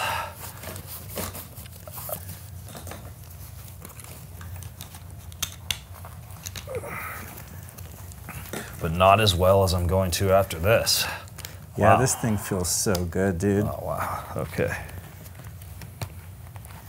And if you go to a chiropractor and they put you on one of these, they're going to charge you like $150. Wow. You can buy this whole thing on eBay for like $200. Oh, I would have expected it to cost more than that. But I would It's like imagine $200 for the probably the table. rig you have set up next to this Husky, is this just an air decompressor? Yeah. Yeah. You get the little Husky That's a little extra. air decompressor off Amazon, maybe $50. And this is normally, this right here would be where you'd have a hand pump, but instead you have it attached to this. But Pristine Hydro sell this little adapter. That's the hard thing to find. Without that, this won't work. Perfect. Get out of here, cooks. And then this is your pressure gauge. Okay. It's got 3 settings: release, pump, and hold. So you put it on pump when you turn this baby on, and you're going to feel it stretch you out. Okay. Then you put it to hold, and you can see the pressure. I usually go to about between 100 and 160. Okay. Go ahead and just put me on crush. And you hold it for like a minute. Okay. All right, you ready? All right. I'm ready for my spinal decompression here.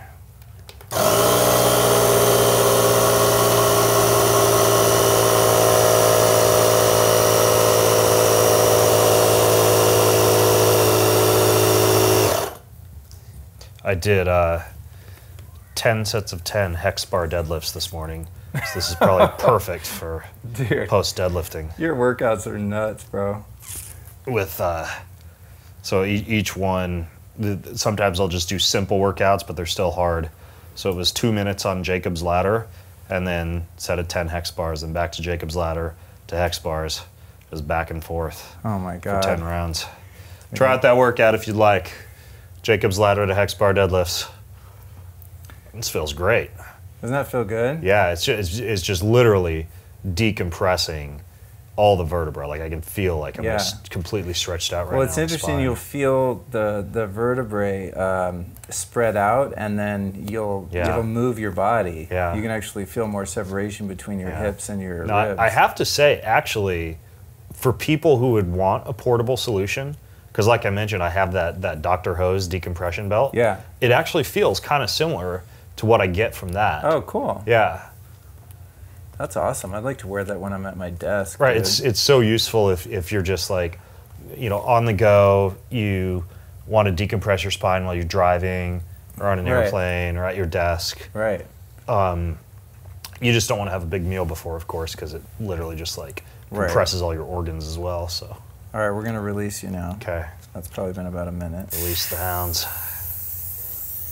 Yeah, and then it just slowly starts letting you out. So you get the unit off of like eBay, and then you contact these folks who you talked about. At Pristine Hydro on their site under connectors. accessories or something, they have this little adapter that enables you to connect the pump to the tube that goes into the lumbar. The lumbar machine. Otherwise, you have people to with discompression and otherwise you have to low back you have issues. to plug yourself in and lay there and go and then pump. Yeah, which takes forever. It's a pain in the ass. Yeah. So yeah, props to Glenn over at Pristine Hydro because he's the one that hacked the system to use it with this pump. I dig it. It's cool, right? Cool. I'm 2 inches taller. You probably are, dude. Amazing. And that's it. Very cool.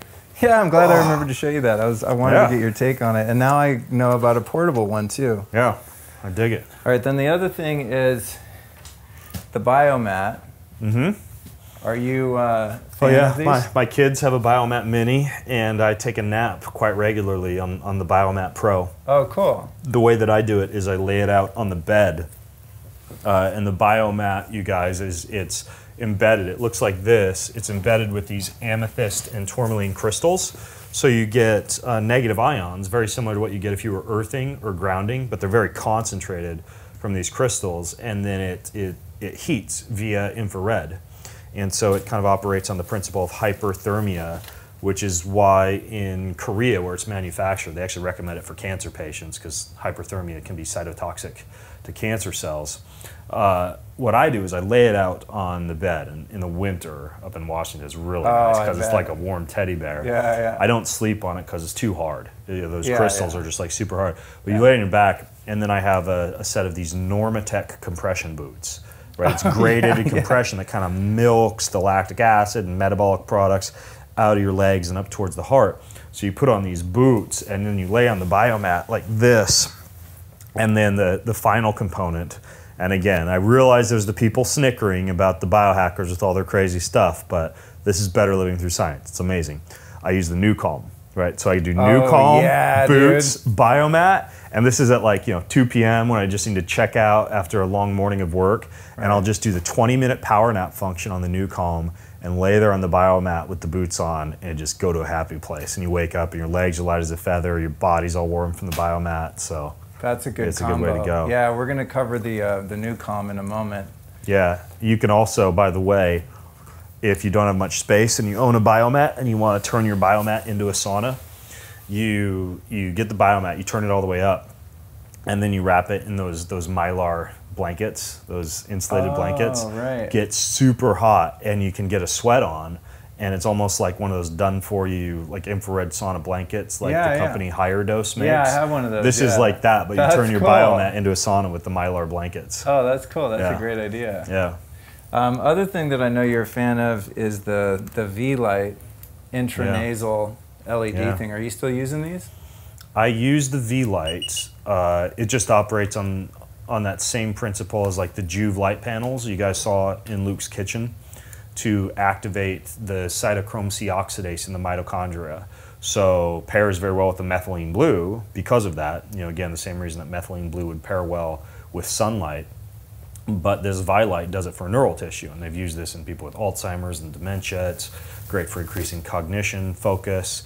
There's 2 different models, one for alpha brainwave production and one for gamma brainwave production. And what I have is the one that comes with like a headset. Where you put on the headset, and then the nasal probe goes into your nose, and so you get the headset just blasting your neural tissue with this light and this wave function, and then the nasal probe does the same thing through your nose. And very similar to like the Juve panel, for example, you don't want to use it too frequently. So in the case of the V-Light, the recommendation is about every 48 hours or so. Like that would be the minimum amount of time spent between treatments. But again, for something that makes your head feel clear as a bell, something that pairs well with nootropics like a methylene blue, for example, it's a cool device. So this one here is the 810 infrared, which is the invisible spectrum. The one I used to have, I forget the number, but it lit up your whole nose like bright, bright red. Yeah. So it's probably a lower wavelength, more visible wavelength, like a 700. What I use this thing for, weirdly enough, is every couple nights I'll put it in my nose when I fall asleep, and I get better sleep scores when I have it. It's really, really trippy. That's cool. I've never thought of using it for that. Yeah, because the cool thing about the one that comes with the headset is you can just use the nasal part if you wanted to. Right. So you don't have to sleep with like a light helmet on your head. Yeah. I'll have to try that though. That's a cool idea. Yeah, it is, because it's like, I mean, I wake up kind of like, what's this thing? And I shove it to the side, but it's, I don't know, I fall asleep quickly and I get good sleep scores on the Aura. The next one's the Powermatic Laser, which is the cold laser. And this thing has been incredible for tennis elbow, tendonitis, injuries, and also for cuts, burns, bug bites, stuff like that. You ever mess with lasers? It's just low-level laser therapy? It's 1,500 milliwatts. Yeah. This one's 808 nanometers. Yeah, I have. I don't own a unit. I've been treated with a unit before. You have, and they can work pretty well. Yeah, like a practitioner with a cold laser setup. Yeah. Yeah. Yeah, this particular set comes with this one and then one that's got just one diode. And who makes this one again? They're called Powermatic Lasers. Huh. Yeah, I met the guy at the Bulletproof Conference a couple years ago, Arnie, and interviewed him. Brilliant guy from not the Netherlands, not Belgium, Norway, somewhere over there. Maybe it was Norway. Brilliant guy, really cool guy, and he invented something called the Giga Laser, which this has 3 diodes. He made this huge thing that's like maybe 2 feet by 3 feet with, I don't know, a couple hundred diodes. And he did a study where he treated infertile women with this laser diode machine over their bellies. And I think he did like 300 women that were infertile and had tried all other means, ended up getting like 250 of them pregnant. Whoa. It's like, I forget the numbers, but it was an insane... He didn't get them pregnant, but they got pregnant. Yeah, he was very active, very virile man. Yeah, great job. But yeah, his thing, it treats infertility. It's fucking crazy. Yeah, that's the Giga Laser. They're like, I think 50 grand. You have to go to a practitioner. But for any women listening, they're having problems with fertility, look up the... Powermatic Lasers, Giga Laser. There's only a couple in the United States. You just screwed world population overgrowth with that. Yeah, I know. Dude. Sorry, globalist, eugenicist. I just blew your whole plan. But yeah, the lasers I love. One thing I did that was interesting with it is when I adopted this dog, Cookie, she had just had her spade surgery, and so she had a big gash and stitches on her belly, which had been shaved. And I treated her every day with their other laser that's just one diode. It's a little less powerful. And I sealed that cut up in like 3 or 4 days. Wow. Yeah, which would have been there for a long time. She doesn't even have a scar. Amazing. Yeah, it's cool. So that's a good one too. Yeah, and the Juve panels can work a little bit like that for collagen and elastin and skin issues and scars. but that concentrated amount directly against the skin is pretty efficacious. Right. The Juve Go, I noticed you have the Juve Go over here. You can kind of sort of use that for a similar effect. Probably not as concentrated. You know what I did with laser. this one?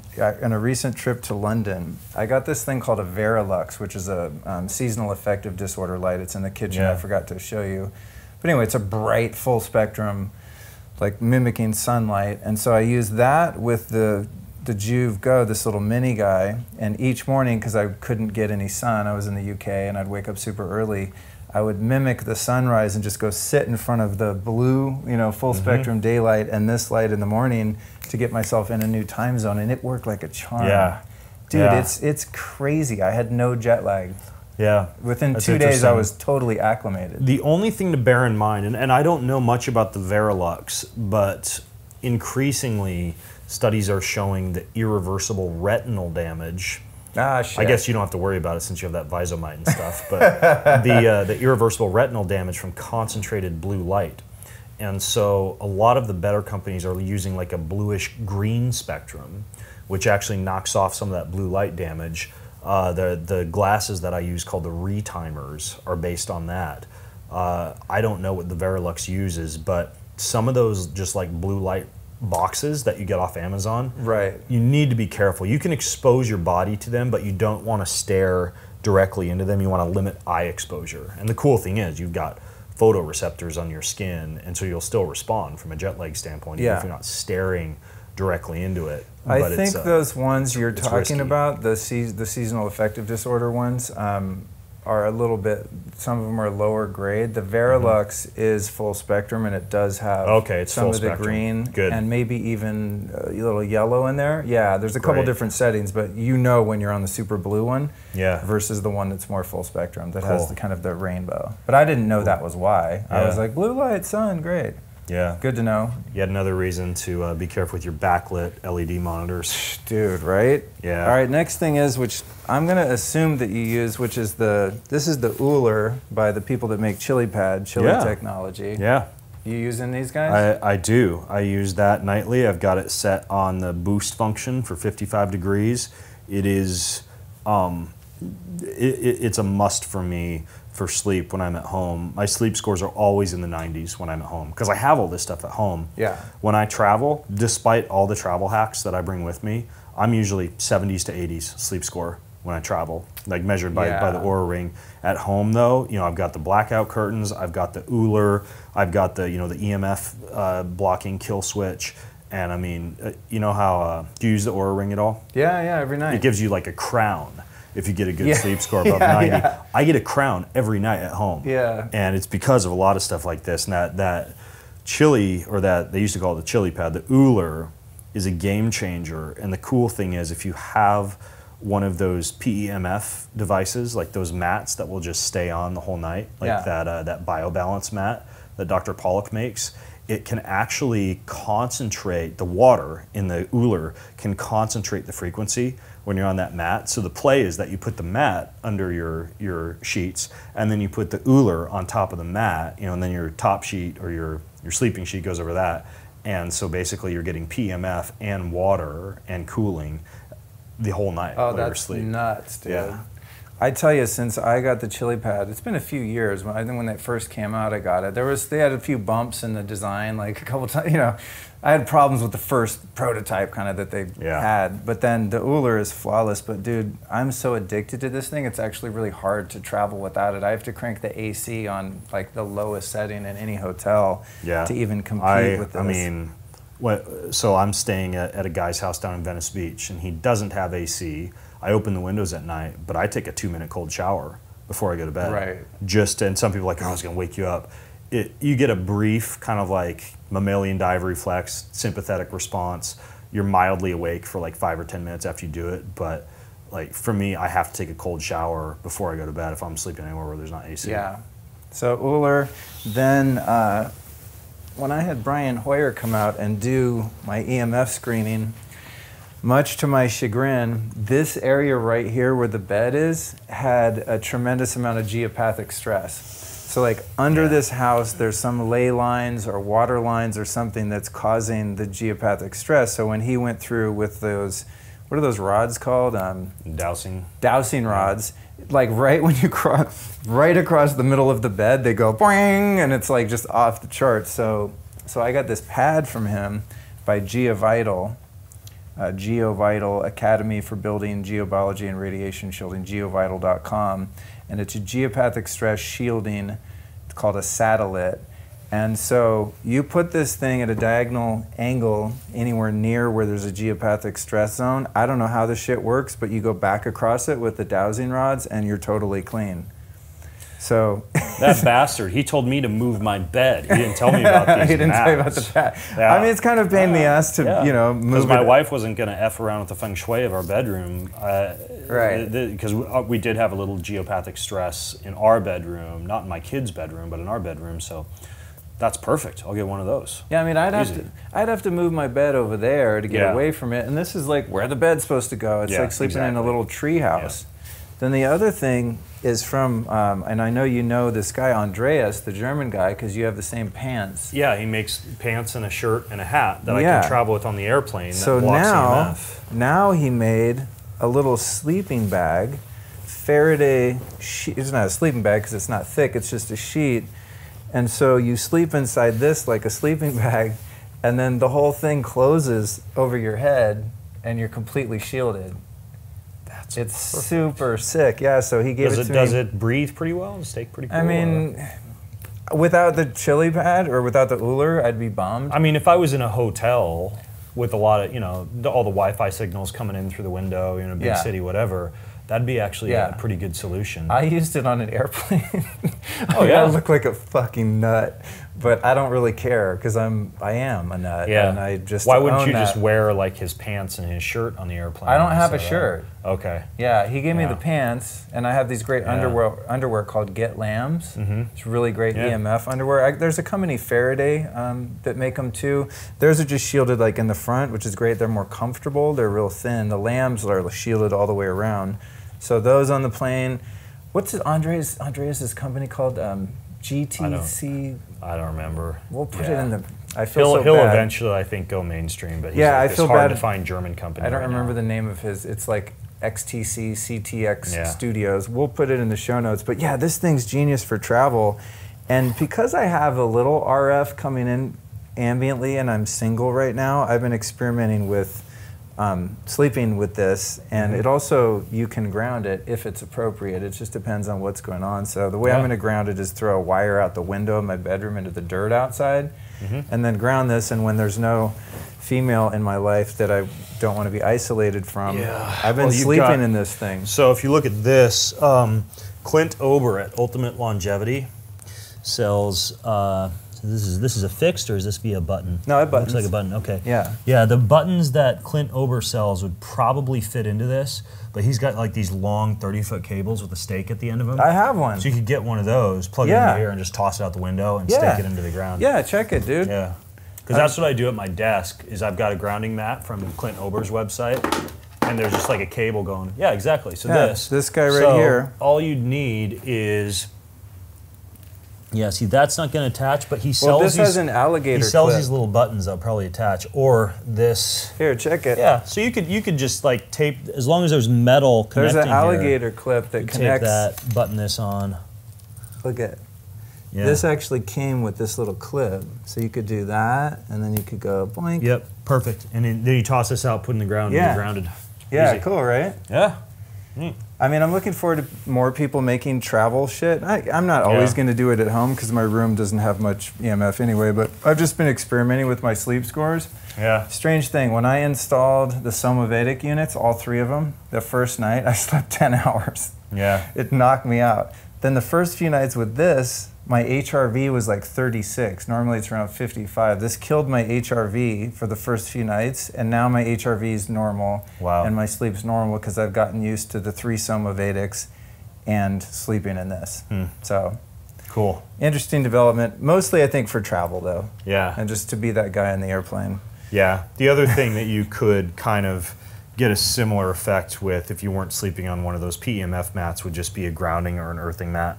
That's going to reduce a lot of the inflammation related to EMF. Just lay it under the sheet while you're asleep. You know what, though? I do travel with those. When I tested again with Brian Hoyer over here, which we made a big video of too. I've yet to put it out, but we tested my my grounding mat, and I had it plugged in outside the window.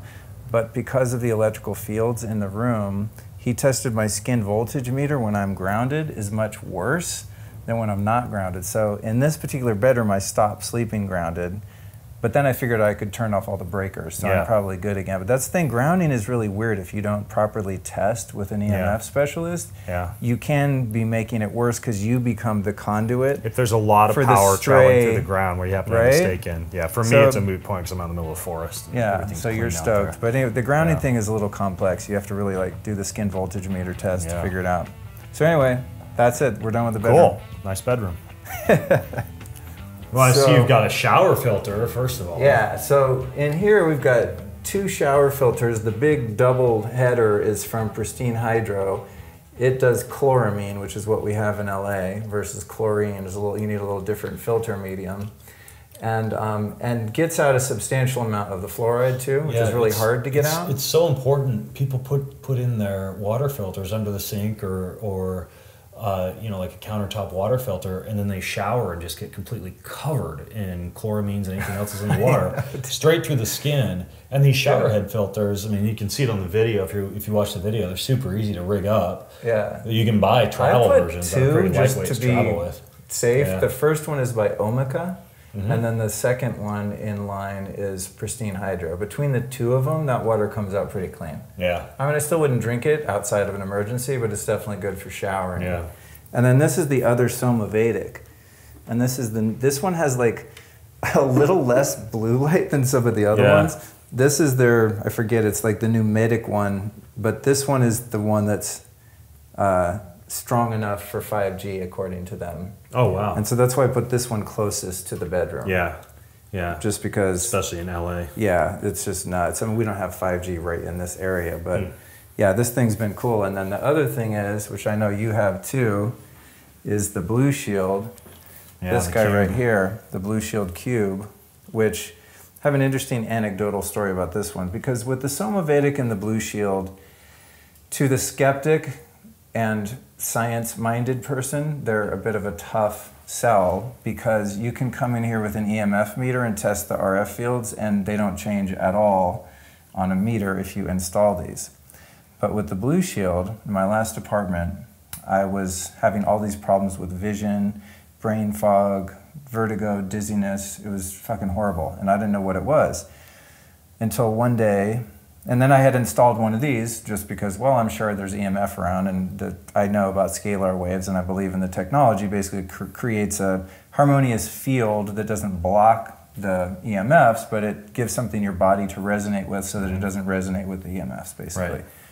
So one day after I'd interviewed Jack Cruz, and he reminded me how important sun gazing is, I'd been doing my mornings because I had a direct line of sight to the sunrise, so I was on that, and I thought, man, I got to get the sunset. So I went across the street to an office building that's 3 stories high across the street, and I sneak out onto the roof, and right when I get to the top of the roof where the doors are, all these warning, radiation, Verizon, warning, warning. Oh, gosh. I saw those signs. I'm like, you've got to be kidding me, dude. Like, me of all people. If you don't know about that stuff, you're like, oh, whatever. But I know how bad it is. So anyway, about 100 to, well, maybe I was exaggerating, probably 200 yards from my bed are 2 massive multi-tower cell towers pointed right at my bedroom. And so that was what was causing all of those issues, that my vision went bad and all this stuff. And to know that the Blue Shield is not placebo, I had had the Blue Shield in my place for about 6 months before I knew I was living next to the cell towers, and all my symptoms had gone away. Wow. I didn't relate it to the Blue Shield because I didn't know the symptoms were from poisoning from the cell towers. So after I moved, I was like, oh shit, it was the Blue Shield, dude. Yeah. It was impossible for it to be placebo because I wasn't even paying attention to I had a client who did nothing except install that Blue Shield cube throughout his house and get the personal device that you place on your body. Yeah. I keep one in my fanny pack. Yeah, me too. And every marker of inflammation, CRP, fibrinogen, cytokines, everything dropped to rock bottom from elevated levels after 2 weeks of using that. Wow. Wow. So, I mean, it works. Everything's anecdotal. There's no big, huge human clinical research studies. But if you're concerned that you're EMF sensitive, you just want to mess around with it and see if it works, I think the Blue Shield devices are pretty cool. Yeah, I do too. I'm now traveling with the Somavedic and the Blue Shield to put in my hotel rooms, and then I keep the little Blue Shield pocket model with me whenever I leave the house. Yeah. You know, I mean, a lot of this is the Joe Dispenza, Bruce Lipton, biology of belief kind of thing. Like, if you're paranoid of everything hurting you, it is hurting you. If you have a resilience and you're building your magnetic field psychologically and spiritually, you're more impervious to these things. But I just like hitting it from all angles. Yeah. So it's like that fine line of awareness and fear. If there's these things around, I'm going to plug them in everywhere. Yeah. They can't hurt, but at the same time... That's a very good point. It's not going to hurt you, aside from perhaps your pocketbook. Totally. And even a lot of these devices, they do have return policies. You can try it out, see how you feel. You know what's crazy, dude? Blue Shield, I asked them, because I was just getting some tests. They did some interesting HRV testing, live blood cell analysis, and they did some testing on cows and chickens, which was very compelling. And I was asking them, like, you know, how do you guys prove that this works since it doesn't affect an EMF meter? And they emailed me back and said that they have a 1 or 2% return rate. Yeah. It's like no one returns them because you feel better. Yeah. You know, so it's like if these things were bullshit, and the same, I don't know what their return rate is with Somavedic, but they have a really liberal return policy. I forget what it is, but you have plenty of time to give it back, and they give all your money back. No one wants their money back because you feel better. Yeah. So. Yeah, that or we're all just a bunch of like rich effers with too much time on our hand who order shit and forget to return it. Sorry for the language, kids. That could be part of it as well. All right, so that's it for upstairs. The last stop, we're going to go out to the Zen Den, the biohacking lounge. We're going to just check out a couple things out there and do an ice bath, and that we're going to call it. Sweet. All right, so now that we've covered the inside of the house, we're going to head upstairs to the Zen Den, which is where I do all of the really freaky stuff, including the ice bath. You know, this is where we have all the biohacking technologies and things like that. So follow us up. Zen Den. Yeah, buddy. Dangerous. It's the most peaceful place on the property. Yeah, it's nice that you got this little place back here behind the main spot. Yeah, it's where I spend a lot of time, actually. It's less distracting out here. Trampoline back here, your X3 bar. Yeah. You're not a true biohacker unless you have a mini trampoline. Oh, dude, I love that thing. Go ahead and have a seat over here. Okay. I'm going to give you a little bit of a tour. A lot of these things you're going to be familiar with. So, what we've got going on up here is the Juve red light panel with the Vibe plate. Because why not vibrate while you're getting your Juve on? Why not? And then this guy over here is the biocharger. Have you used this thing yet? I have used it, or I've had it used on me. I admittedly have never done a podcast on it. I haven't looked into the technology much, but it makes cool sounds and whiz-bang lights. Yeah, it uses a combination of the Tesla coil, PEMF, and also these vials here are full of noble gases. And so when you turn it on and light it up, which I might as well just do. Noble gases. Which you can also get from eating a lot of legumes. It does a little something like this. Now normally there's there's an arc rod. That happens too. Normally there's an arc rod up on the top that actually produces a little bit of ozone, but when the arc rod's on there, it makes a lot of noise. Yeah, I was going to say, this is quieter than what I've seen before on a biocharger. As it goes through the different frequencies, it will produce a lot of noise, so I put a different setting on the top. But and so right now, with what you have turned it on to, what frequency is it producing? This one is 7 hertz right at the moment.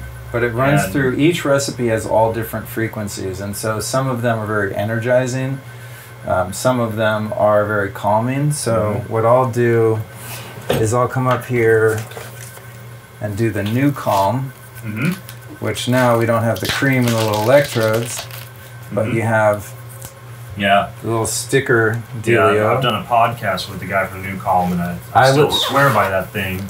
And yeah, he now has the option, instead of getting the GABA cream that you put on your neck, to instead get that sticker that you place over, kind of like almost like the acupressure point on the lower arm, and it's basically embedded with the same frequencies as the GABA cream. So you get this inhibitory neurotransmitter release without having to mess around with the cream. And it knocks you on your ass. And I keep losing the discs. That's the only problem. I know. So I put this little sweatband here just to look cool and keep the disc on. And then there's an app that has these crazy ass. Yeah, the 20-minute power nap function on the new Calm is the most amazing thing ever. It knocks rad, me out. Right? I do 2 of those in a row if I just need to check myself out and I don't have time to go to sleep, or I know I won't be able to go to sleep, and it just works amazingly.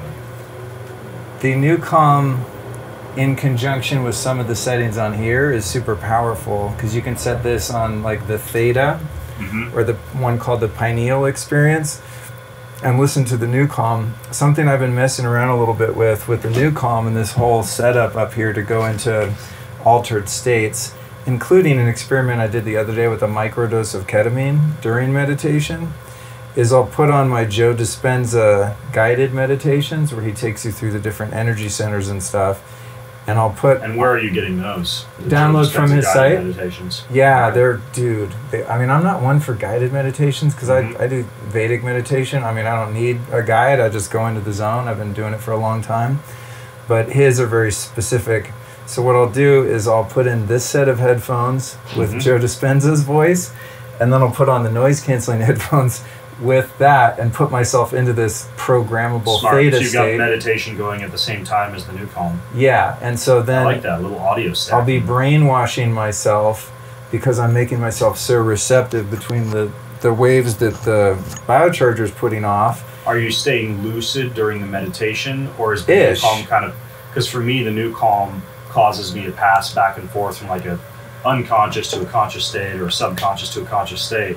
So I'd imagine you're just kind of getting osmosis. Very much, yeah. And my idea there was that if I'm putting my brain in this very programmable, in the most positive sense, theta state, that whatever information I'm exposed to is going to really stick in the subconscious. And that's why I've been experimenting putting the Dispenza meditations underneath the new Calm, because I know I'm super programmable because I am in this kind of half asleep theta state, which is like my favorite feeling. That's why I love to meditate. But I thought I might as well just stack them. Yeah. Or even like I've been doing hypnotherapy, and she records the sessions, and those are about 20 minutes. So if I do the 20-minute new Calm nap, that's the new Calm app, which is their very specific audio programs that they have, which take like an hour to download. They're really dense files. I'll run the hypnosis session in the little headphones and then do the new Calm over that to like accentuate the hypnotic effect. And where are you getting the hypnosis sessions? I have a woman named Alexis Hoven that comes over and does them and records them. So they're customized. Yeah, because I'll tell her whatever I'm working on. I'm working on romantic relationships, or working on a sense of self-worth so that I can have more financial abundance, like things that I know I'm being blocked from by subconscious beliefs, early traumas, things like that are preventing me or holding me back from accessing different levels of success or abundance. And so hypnosis is a way of reprogramming your subconscious mind that's holding those beliefs that you're not worthy, you don't deserve it, you're not smart enough, like all that bullshit that some of us suffer from that hold us back. So you can do affirmations all day long, but that's your conscious mind. You have to get through to the subconscious, right? Yeah. So stacking that's why I call this the Zen Den, because I don't do any kind of work up here. All I do in this space is all healing or just psychological or spiritual work. And so stacking these, and at the same time, just to be nuts, this is the Vital Reaction hydrogen inhaler. Okay. And so this produces 7% hydrogen gas, and if I'm going to be sitting here anyway for 20 minutes to an hour, I'll just put this on. So a little neural anti-inflammatory effects. Exactly. Actually, really, if you're breathing it in, full body anti-inflammatory. Yeah. So it's. And who makes this hydrogen water inhaler? These are the guys in Boulder that I introduced you to via email. They also make tabs. They're called Vital Reaction. Okay. Yeah, really great company. I've been working with them for a while, and they don't make a hydrogen water machine. They do the inhaler with the cannula, or you just get the tabs and you drink it. Yeah. But they're super solid. And I've had this thing for a couple of years. I've even dropped it. It's never broken. It works every single time I turn it on. No bullshit. 7%. You've got your little reader there. And then I have the True Dark red sticker on it because it produces that. And then here's the True Dark film, because I'm going to put this over this thing. Yep. Because when I come up here at night, I get blasted in the face. Sure. And when it's dark in here, the blue light is so strong. I would imagine. So that, and then I recently decided to add the Fisher-Wallace into it too. Mm-hmm. So sometimes I'll do the Fisher-Wallace. So you're getting a little vagal nerve stimulation from the Fisher-Wallace, which is actually excellent for, based on their studies, decreasing your cortisol levels. Right. And that's a cool device. You use that at the same time as the Nucalm? Yeah. Wow. This with the Nucalm, with the Joe Dispenza, with this on the theta frequencies. That's a lot of things. It's self-experimentation, and like we were saying earlier, like, can you live a happy life without all this bullshit? Oh my God, totally. Yeah. Just meditate for 20 minutes, get some sun, have a good life. But it's my hobby. It's like it's fun to experiment. That thing that shocked me. This chair. Oh wow. Yeah, don't touch metal when that's on. I forgot to tell good you. To know. It's fun to experiment tell you that with this beforehand. stuff, and guys like you and I are not necessarily doing this stuff so that we can then turn around and tell everybody to do everything.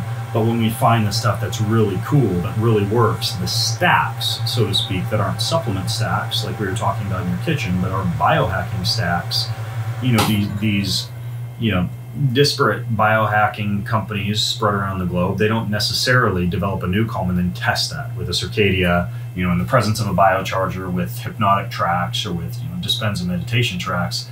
But what's cool is, then there's, I guess, more or less almost like pioneers like you and I who will dig into this stuff and turn around to people and say, yo, we just found something really cool. Where you can combine all this stuff together, the vibration platform with the infrared, or your Faraday protection cage in there in the bedroom with the grounding cable. And I think this stuff's a ton of fun to experiment with and just figure out what stacks effectively. I think for me, it's like if I'm going to sit here for 20 minutes and spend time doing something and there's 10 things sitting here, right. I might as well just plug in all 10 things. It's smart from a time efficiency standpoint. It's the same amount of time I'm typing spent. articles on my desk. I've got the Juve light on. I've got the Nano V on. I'm on a grounding mat. I've got an essential oil diffuser going, and I'm like wearing the V light. And it's wonderful to be able to be productive at the same time, working on an article or talking on the phone and enhancing my body simultaneously, shutting down inflammation, fighting that uphill battle effectively that we all have to fight in this post-industrialized era. We're bombarded with Wi-Fi and the cell towers that you experienced, and the toxins and the rocket fuel from walking onto the airplane and the brake dust from the highways. It's just nice to be able to mitigate some of those things we experience when we are living in a modern world, and we're not necessarily privileged with being able to have a career and provide for our families while living on a pristine Himalayan mountaintop, right? So we use a lot of this stuff to help us out. Well said. So that's pretty much it for up here. Other than that, we've got the clear light sauna, and then also what I did is I put one of the smaller sauna space infrared lights inside the clear light. Is that pretty heat stable? You're not concerned Oh yeah, about it's that? very heat stable. These are the hand blown glass. It's quite thick. I've left it in here for over an hour. Oh wow. And it's also got a protective Even with case. your sauna jacked up to 158 or the highest setting. Huh. Yeah. I mean, it's got a protective thing, and you got to be careful not to touch this. It'll burn the shit out of you and brand you like a cow. But I'll use this on the old testes. Yeah. On the thyroid, different spot checks, like tendinitis, stuff like that, and it also just helps to heat it up. Cool. I did get a warning from Clearlight being like, oh, don't put stuff in our sauna because it could break, but I checked with Sauna Space. They're like, nope, these bulbs are hot enough on their own. If they were going to break, they'd break just from having it on. And so the ambient heat in here doesn't really heat the air; it heats your tissue. Good to so know. Yeah, I've had no problems I had a bulb with it. explode in my clear light, but it may not have been a Sauna Space. I don't recall which brand I had in there, but I did have a bulb explode at one point. I doubt it was, based on talking to Brian, the owner, about this. He's like, dude, the glass on those things is so thick that thing heats up so much hotter than your sauna. Yeah. If it was going to break, it would break itself. Cool. And then this one down here, I'll let you move, Colin. This one down here is 4 of the sauna space. Incandescent bulbs. Yeah, this thing is really great. So what I'll do when I'm doing breath work on the sheepskin here is I'll crank this guy up as a little precursor to doing an ice bath or just getting some blood flow or even just the red light therapy at night. This Cookie likes it too, you can tell. She loves being in the sauna. Yeah. Yeah, she'll go in and then I know when she starts to pant, I go, okay, outside, and she's like, yeah, I'm done. But she loves the red light and she loves the sauna. So yeah, that's it for in here. I like the Zen Den. It's a good setup. All right, you want to jump in the ice bath? As with anything, I guess for folks, we'll just put all this stuff in the show notes. And yeah, totally. Yeah, and mine are going to be at bengreenfieldfitness.com/LukeStory. You always have to warm up for an ice bath by jumping up and down on a trampoline. Otherwise, the ice bath is a waste of time. Horribly ineffective.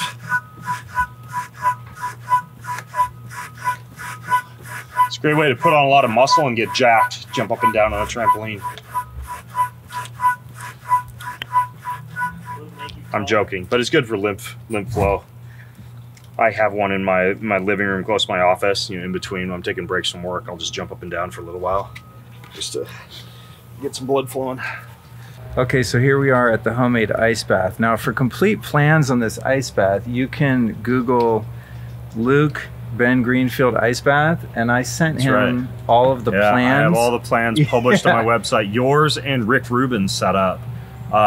And I also, I don't know if I told you this, you have a shout out in my new book, because I put some of the stuff in there too and talk about your setup. So, thanks, dude. I appreciate that. Yeah, there's a new company I'm looking into now called Morozco Forge that does like a 31 to 32 degree ice bath that stays at that temperature even in like 110 degrees of ambient temp. Oh, that's so awesome. And it's like a unit like this they ship to your house.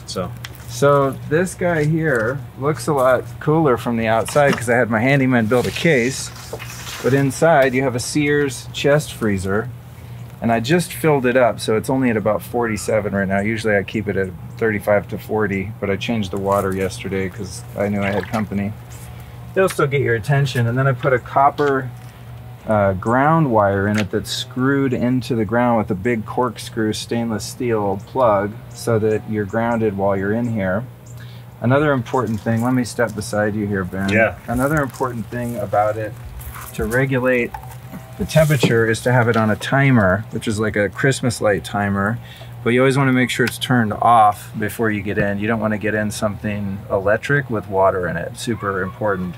So you can tell it's on because the light will be on or off. So as long as I have it on timer, mine's set to come on like 3 or 4 hours in the middle of the night, and that keeps it at the right temperature. And other than that, it's like a one and done. Cool. And then you clean with, what do you do, food grade hydrogen peroxide? You know what I do to clean it? Sometimes I bring my ozone generator up here and I dip the water ozonator in there and I'll run it for like an hour. Yeah. But I had this old stuff. This is like some old school like raw food vegan era shit from the early 2000s that ended up probably going bankrupt. It's called Adya Clarity. And this is what people were using back in the day to purify drinking water. Cool. And then it came out that it was really unsafe.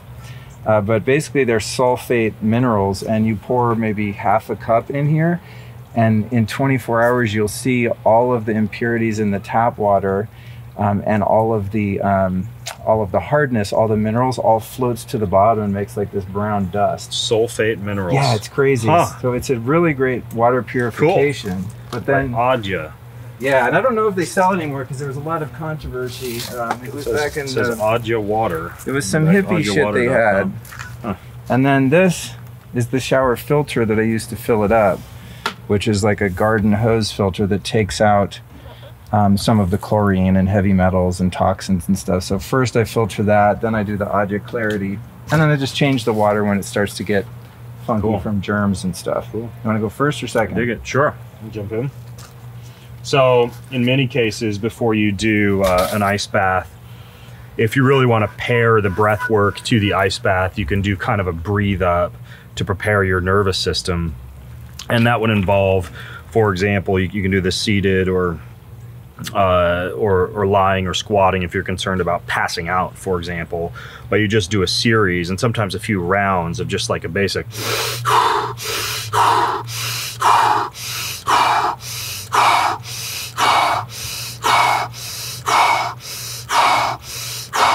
you can do about 30 breaths.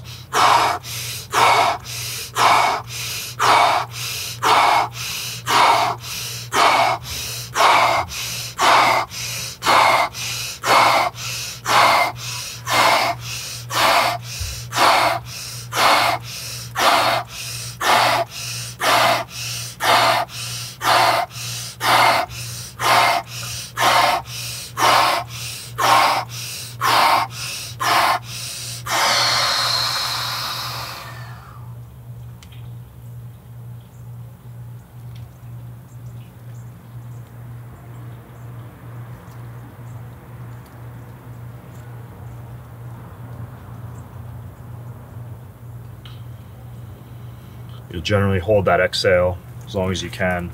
Gives you a little bit of a nitric oxide release. And usually a few rounds of that really prepares your nervous system if you're gonna do a long cold soak. And then you just get in.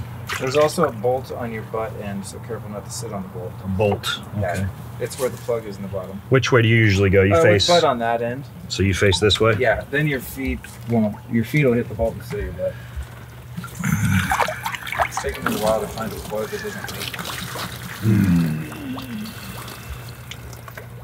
And the key with the ice bath is to train yourself to kind of suppress that sharp intake of breath, that mammalian dive reflex.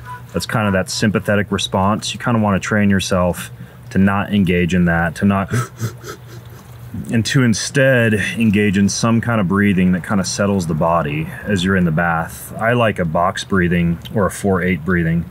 So box breathing is 4 count in, 4 count hold, 4 count out, 4 count hold. And the 4-8 breathing is simply 4 count in, 8 count out. And I like to do the out count through pursed lips. If you want a little bit extra vagal nerve activation when you exhale, you can kind of make a humming noise like this. 4 count in.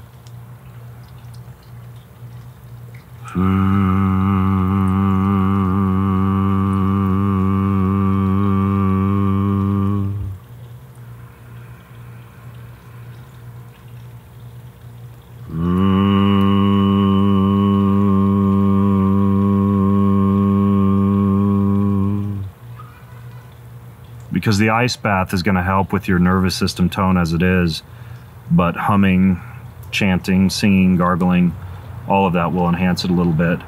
And then if you can, you always want to get the face under, because that's where you get the most amount of cranial nerve and vagal nerve activation.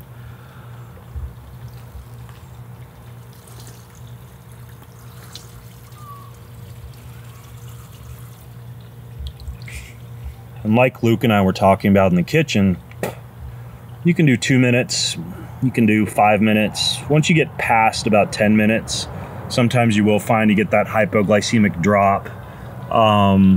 It can tend to get a little bit stressful if you overdo it, but I personally like about the 2 to 5 minute sweet spot. And if you're doing rounds between the ice bath and a bike or a trampoline, or rounds between the ice bath and the sauna, sometimes you can, go shorter than that, or do like a 3-minute ice bath, 3-minute exercise, back to the ice bath, etc. So I'll give Luke a chance to get his chill on. I crave this water. Oh, it feels so good. Yeah, we got up easy today. It's only at about 48. Yeah. Sometimes it's a bit more jarring. But you still, from what I understand, as long as it's under 55, you still Yeah, under get about benefits, 55, right? you're getting a lot of the benefits. I think you really nailed the main point, and that is to keep your breath regulated. Yeah. I find most people that aren't used to this, when they get in there, instinctively. I mean, it's grit the teeth, tighten the jaw. It's funny too, because like I've dunked really tough fucking guys in this thing. Just big, ripped, burly men's men, and they get in here. Yeah. It always cracks me up. Like muscularity, fitness, etc., is not necessarily synonymous with vagal nerve tone or the ability to be able to quickly activate the parasympathetic nervous system. You know, and just because you're yang doesn't mean you're zen. Right, and I'm halfway joking. I'm not trying to like clown, because that would be obvious that I'm jealous that I'm not a huge ripped beast of a man. But it's just funny, like you think, oh, someone's really tough, and then you get them in here, and you're like, whoa, dude, why is this so hard? But it's just that you have to tone your nervous system in order to handle different types of stress, whether it's having a confrontational negotiation at work, or disagreement with or someone you're having a relationship with, or getting an ice bath. It's all the same nervous system that freaks out, and the same techniques work to calm your nervous system no matter what the external stressor is. And so this is a good teacher for me to learn how to breathe. Because if you get in here and you just even one or two of those right when I get in. I mean, today it's not very cold, it's 48, so it's kind of refreshing, but when it's 35, I'll still get that when I get in for a second. But if I take a couple deep breaths, I get this really calm meditative state. The more stressed you are on any given day, the more difficult that ice bath is, just because it's that much more tricky to downregulate the sympathetic nervous system. This is a question I got for you, which I'm pretty convinced I have the answer for intuitively. But what I used to do is I would work out and, do some kind of weight training or whatever. And then I would take an ice bath because I love just cooling down the inflammation and not being sore. And then I got to thinking, if you're trying to build muscle, you want inflammation after you work out. So now I do an ice bath, then I work out. Doing the cold first can really elevate your ability to be able to work out harder afterwards. As long as the cold isn't so long that the muscles are getting super duper cold, because then you got to warm them back up. Cold after is only going to blunt the muscle building response if it is significant. 10 minutes or longer is sufficient to drop the muscle temp enough to where you don't get that inflammatory response. But a quick cold soak after a workout is great, because you decrease the core temp, you reactivate the parasympathetic nervous system. So like 2 minutes is fine, but you wouldn't want to do like a 10-minute ice bath, which unfortunately, a lot of football teams, etc., they got the ice baths in locker rooms. A lot of people are doing that post scrimmage or post workout. But you save that longer cold exposure or that de-inflammatory type of cold stimuli for later on in the day, or at least a couple hours after the workout. Noted. All right. Because I definitely notice when I do the ice bath before I work out, I'm way stronger and I get way less winded and fatigued. I have a whole article on my website by Brad Kearns about like just the whole mechanism behind pre-cooling before exercise, and it can have a pretty cool, pun intended, effect. So All right, good. I'm glad I got a chance to talk to you about that.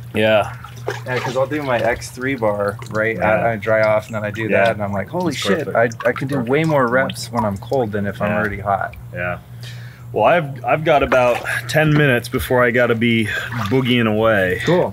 So I think we covered a lot of stuff.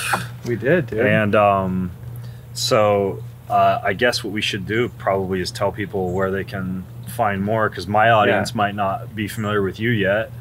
I don't know if your audience is familiar with me, but what I am going to do is when Luke gets me all this audio and everything and video for you guys, I'll put my version of it over at bengreenfieldfitness.com/Luke Story. It's STOREY, and I'll link to his website, lukestory.com, and the articles that I've done, like about his ice bath setup, on my website, so you guys can go to my flavor of the show notes at bengreenfieldfitness.com/Luke Story, and I'm sure Luke will have his own happy place where this show is as well. When we do the final edits and I do my intro, I'll give the links for various things like this, but it'll be on my YouTube. Luke Story YouTube is where the video will be, and then obviously if people are hearing this right now, they'll be listening to the podcast. And it's been great, because my original plan was like, oh, cool, come over, we'll shoot a little video, and then we'll record a podcast. But the video has been so in depth. It's like, wow, this actually is a perfect podcast. It is. Like, we covered a lot of stuff. So I don't know. Are we still on Facebook Live as well? Yeah. Cool.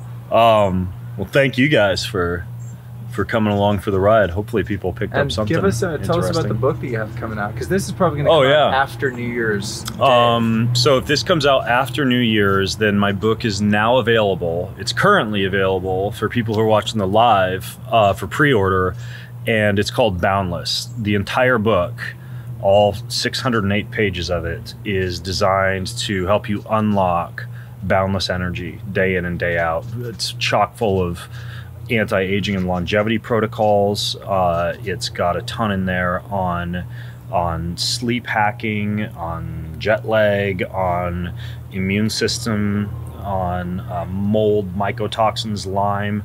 I just cover soup to nuts, brain, body, and also spiritual enhancement, gratitude, even delve into psychedelics and some of these energy medicine, sound medicine protocols.